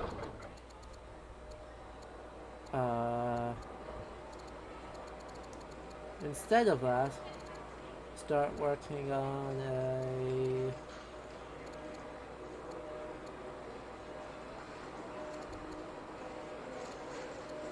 festival first,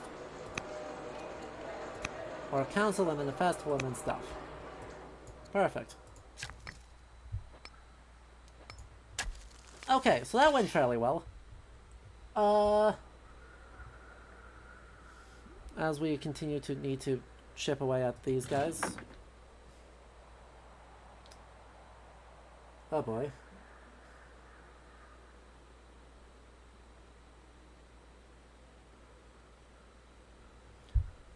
And then...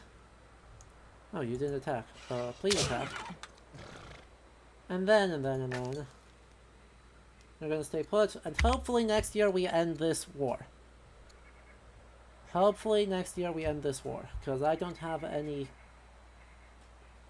I don't have any military left.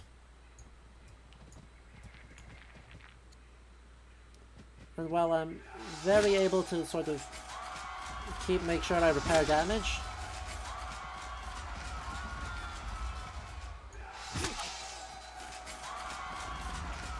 this is gonna get messy fast.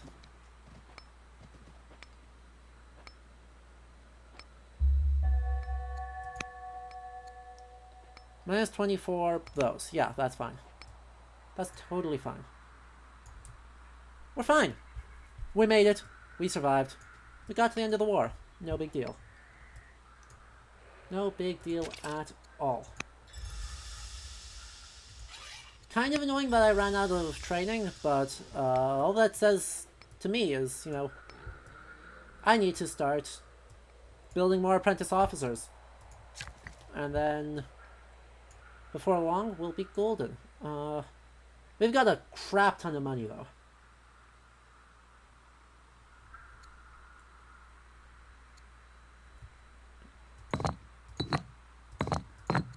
How much do you need? 600? Just like that? Perfect. Like, we have a ludicrous amount of cash. I just don't have a good way to rush production using it. Requires a judge governor to be able to do that. Well.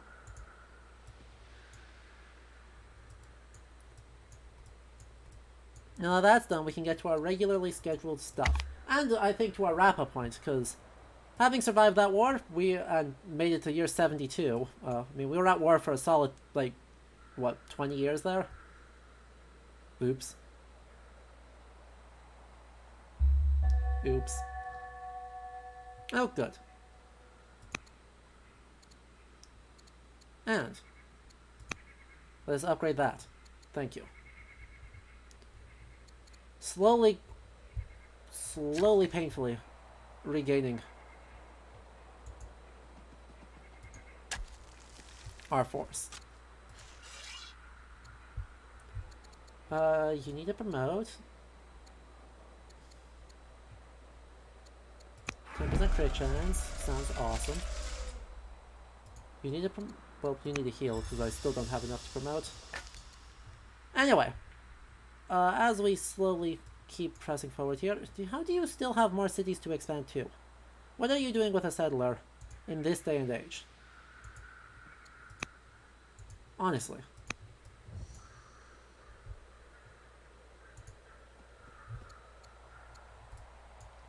The elephant died. The elephant is not still alive. Getting kinked by 5 people is not good for an elephant's health.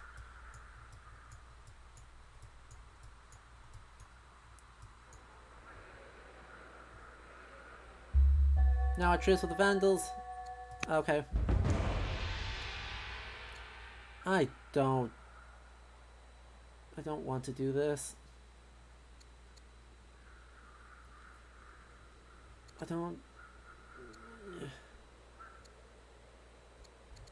What's your opinion of me right now? Assyria is going to go... So Assyria will probably go to war with me if I don't do this. I don't have time for that.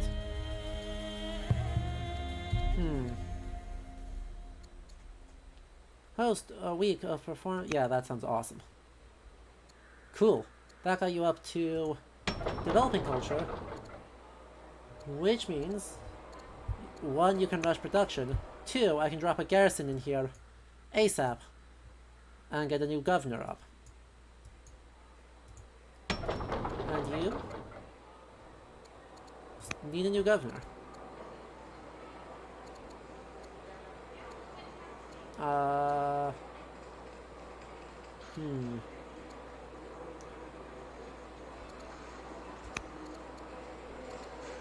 We'll leave the councillor, we'll no longer govern there.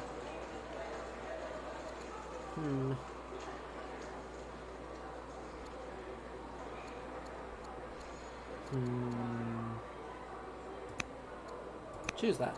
There we go. You've got a governor. You've got a governor. You can't get a governor. You can't get a governor. Okay. And I don't want to improve relations with Judaism. Heal. Next unit. You can't do anything yet, so... End the year. Cool.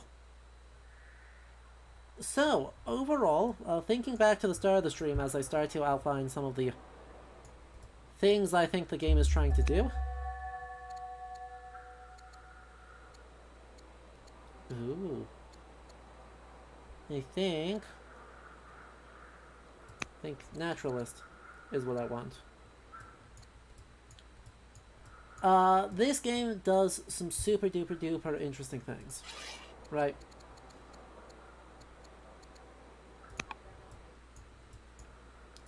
it's pretty clear that they have put a lot of thought into the ways that this historical simulation is similar to and different from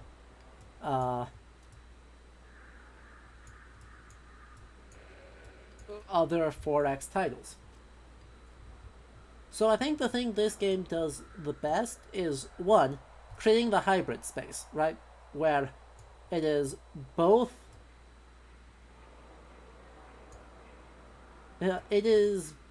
a Paradox-style interpersonal relationship management space, and it is a 4X game.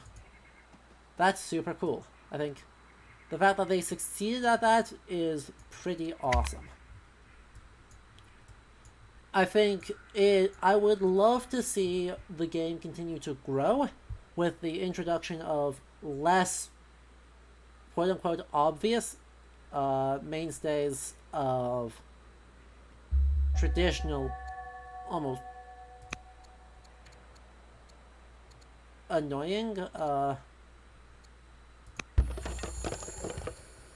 historiography, right? So instead of having our main 7, that would, really?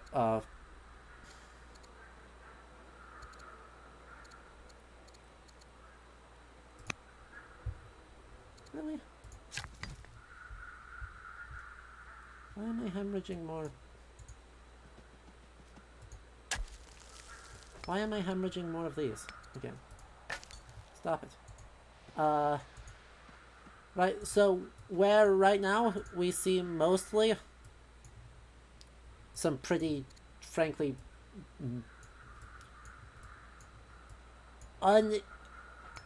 unsurprising and not really all that interesting or thrilling new choices that really push the bounds of what are player cultures in 4X games.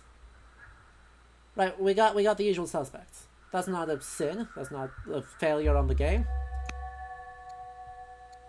But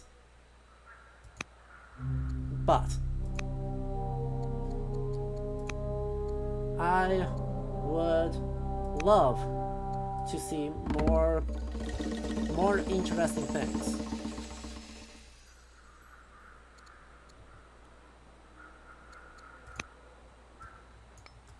I would absolutely love to see more player cultures added to the game. Costs 100 things. I don't have any of those. Okay. Fair enough.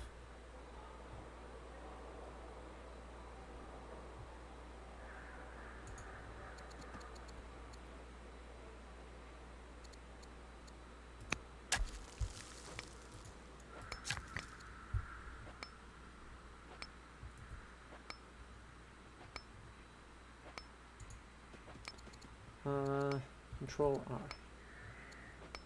Control R.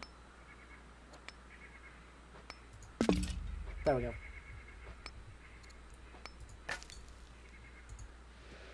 I think another thing this game does well is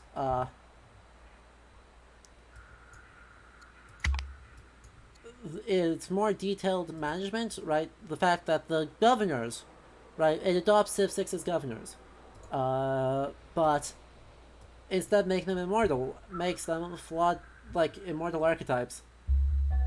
It...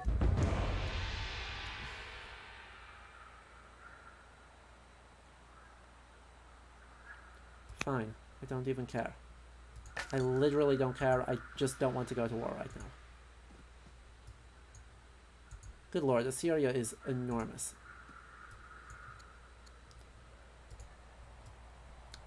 Okay. So, I think to counteract the idea of, right, the governors being actual people that you have to maintain relationships with and do stuff, a thing that I don't love about this game is the restrictive building. That looks like it's that screams to me that's a strategic choice, not a particularly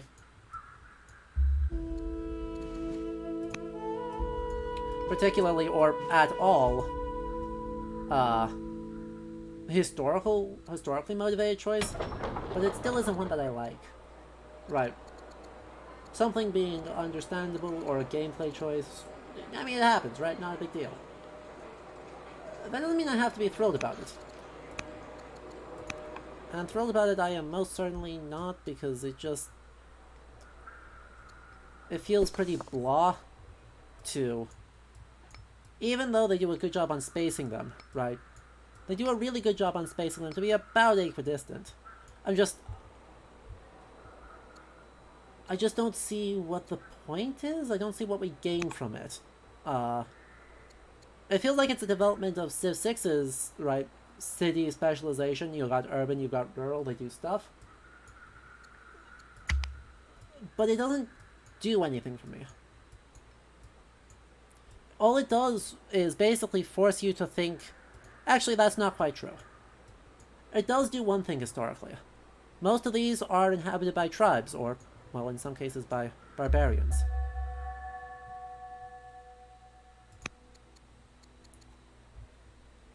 Oh boy, these are all terrible. Oh, these are all terrible choices. Oh no. Well.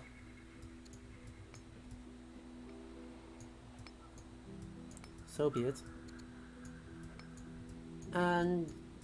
yeah, where was I?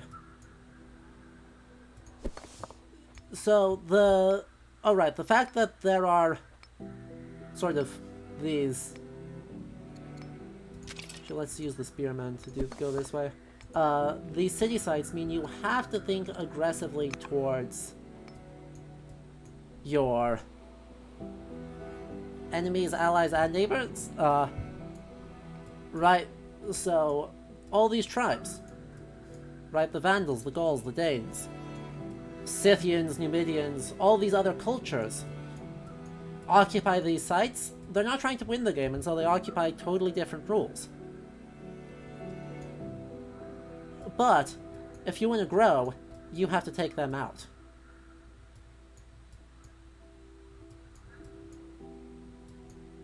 Right, if I want to settle anywhere on Iolia, I have to take out one of these two settlements. I have to think militaristically, I have to think expansionistically. Because that is apparently the only way that cultures shift, according to the game.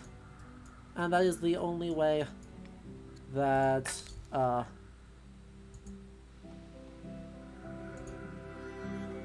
really anything will change.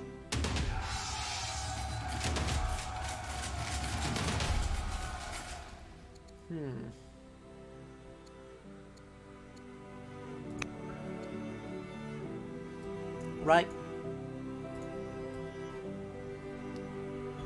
So, cultures are inherently one thing, still. They haven't fixed this. Cultures are inherently one thing, and they don't mix. Religion can shift.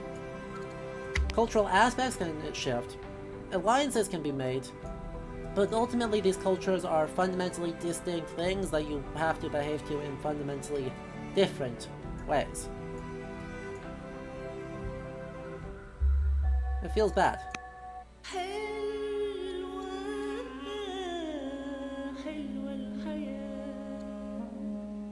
Other...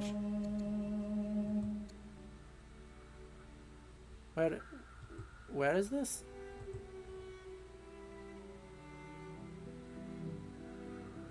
No. It's just a thing.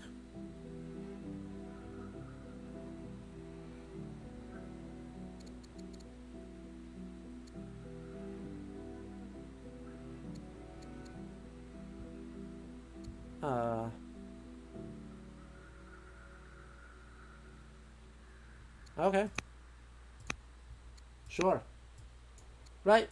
It clearly is making an argument. They're clearly very thoughtful about this. I agree. I'm not entirely sure I love the argument that is being made. But I would certainly rather that they make an argument than that they don't.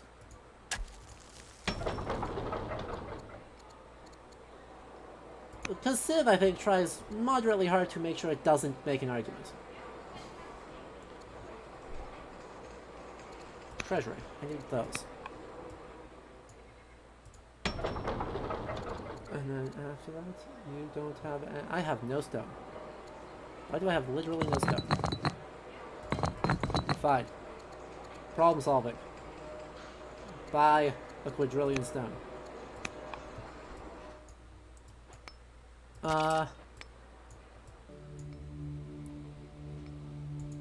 Anyway. Sorry. What's next? There's a bunch more stuff, right? This game does so much stuff. I really like religion in this game. The fact that it is, right, it is independent without actually being independent. Right, it still is a gameplay mechanic. The player can still interact with it. They,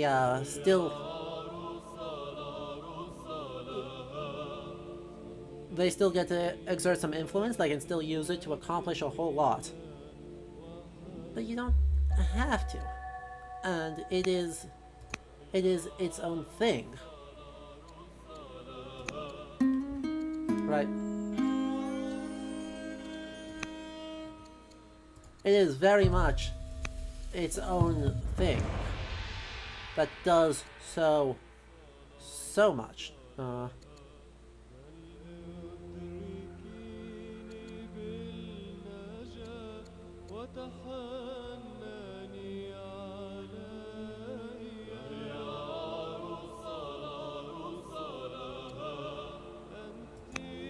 I'm sure that's fine.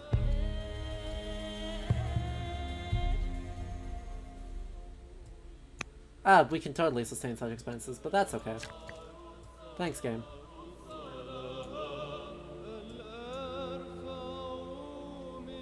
Well, if we can afford that... That sounds super good.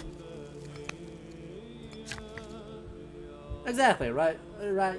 It's useful, you can influence it, but for religion, but you don't have complete control of it either. Exactly right. And, right, it's... I super duper duper duper duper duper duper like it. Now, we don't get to talk about victory conditions, though we are 4 out of 10 there. We need to control or build that.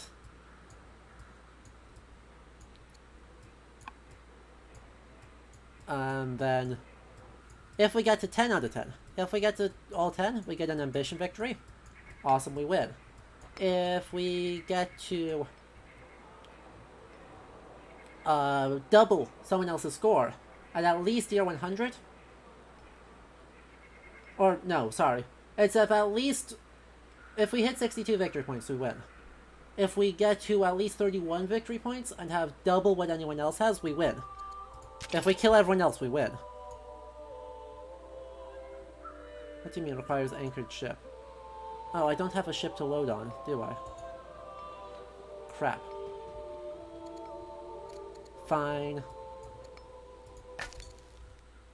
I guess. Wow. Assyria is scary, holy crap. Even though most of our guys are kind of stuck standing in the center of nowhere, but... Still, that's just a lot of cities. That's just a lot of cities. Anyway. I super like this game. I think it does. I don't agree with every argument it makes.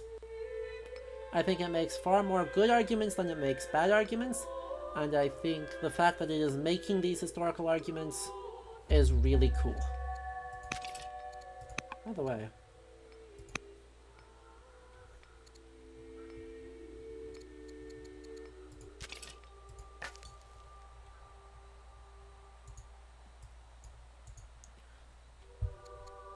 And yeah, right, there's a lot more I can talk about. I wanted to go attack these barbarians to wrap up, because obviously, but that's not an option I get, so meh.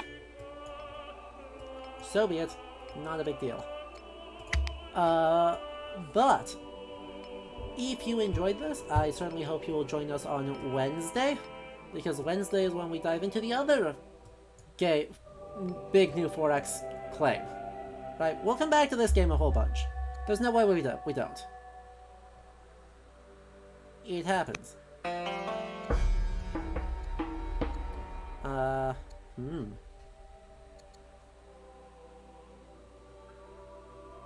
Let's go well-rounded.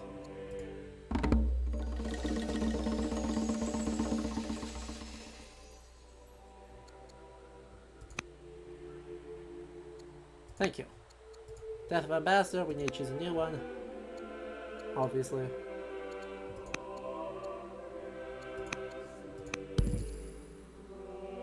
And then, so Wednesday is going to be, Humankind, the other big 4X game that's been making the news. A lot.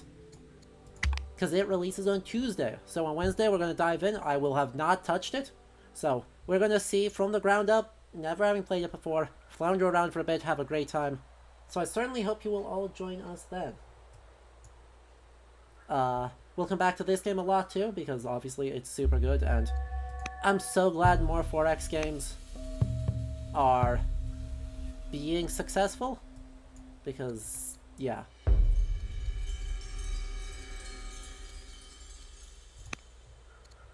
It is a good time to be a fan of 4X games. And while I've not been a huge fan of them,